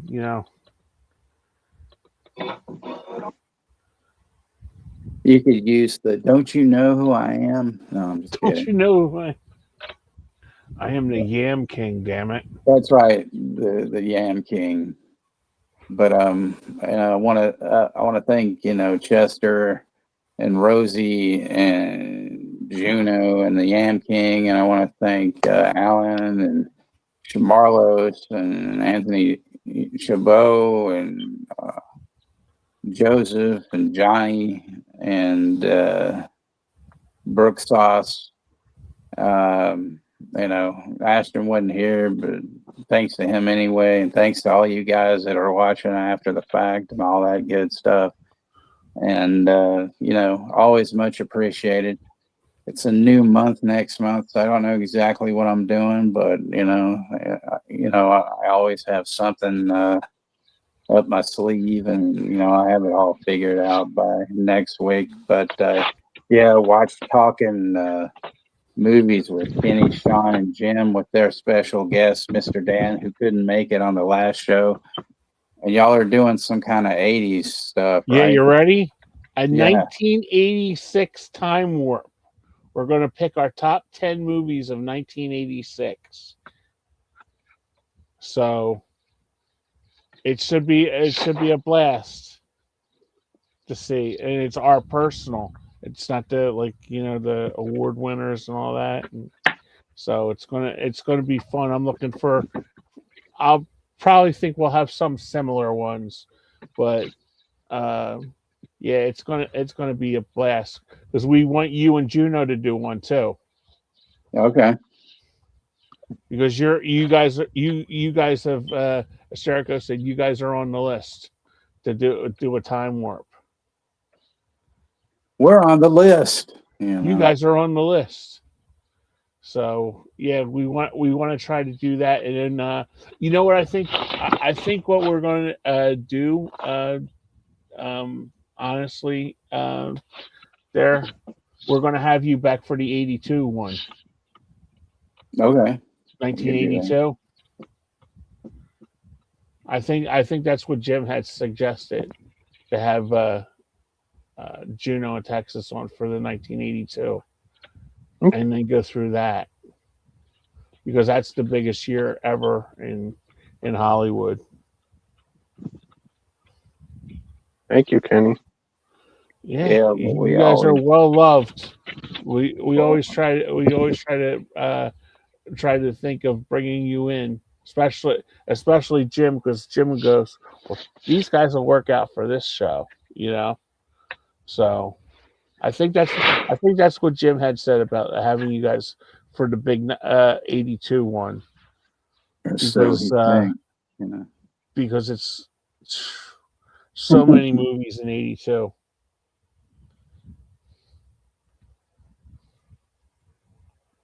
Because that one will be an end of summer one. We're gonna bring that, the 82 one will be our final show for the summer, Labor Day. Is it Labor Day? Like around that time. Gotcha. Late August. Juno, what the fuck are you doing? Nothing. Somebody's, flapping something. What were you doing? You were doing something. Hey, I'm just fanning myself. Oh, that's you have a problem with the fan? Okay, all right, that's fine. It's hella hot in my room, damn it! It gets hot. No, that's cool. I just thought I was going to have to call the cops or something. I just didn't know what the fuck was going on. It wasn't the boogeyman or a prowler. I just hear this womp, womp, womp, womp. And I'm like, what the fuck is going on over there? Yeah, ain't the Diablo. So Rob from Exploitation Reviews, not a sponsor. Apparently, he did a review of The Big Birdcage with Pam Grier. So yeah, if nobody's ever checked out his channel before, do that. It's Exploitation with an exploitation and then reviews.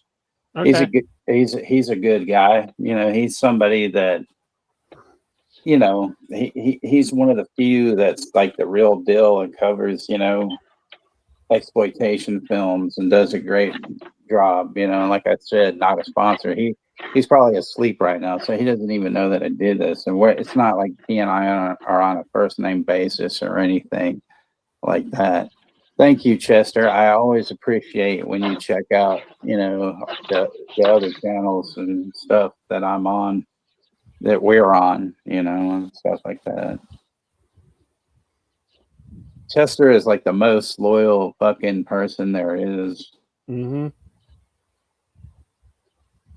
Somebody says something bad about one of us, Chester's like, fuck, that guy can go fuck himself. I'm not gonna watch his stuff anymore. I'll go burn his house down. I'll just kidding, but, Yeah, sometimes I think. Go ahead, Juno. No, go ahead. No, I was just gonna say sometimes I think I need to be a little careful about what I say around Chester, because he may actually, take my words to heart. And the next thing I know, so and so's house burned down in a mysterious way, and then, Yeah. like no, we can't let that happen, So,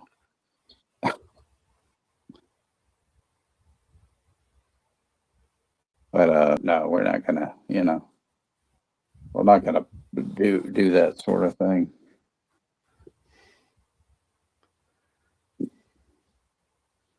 I don't condone violence of any kind, but hey, whatever works. Here's some dude named Pork Chop Pete, who I've never heard of, but apparently he did 10 forgotten 80s HBO cable movies that were way ahead of their time.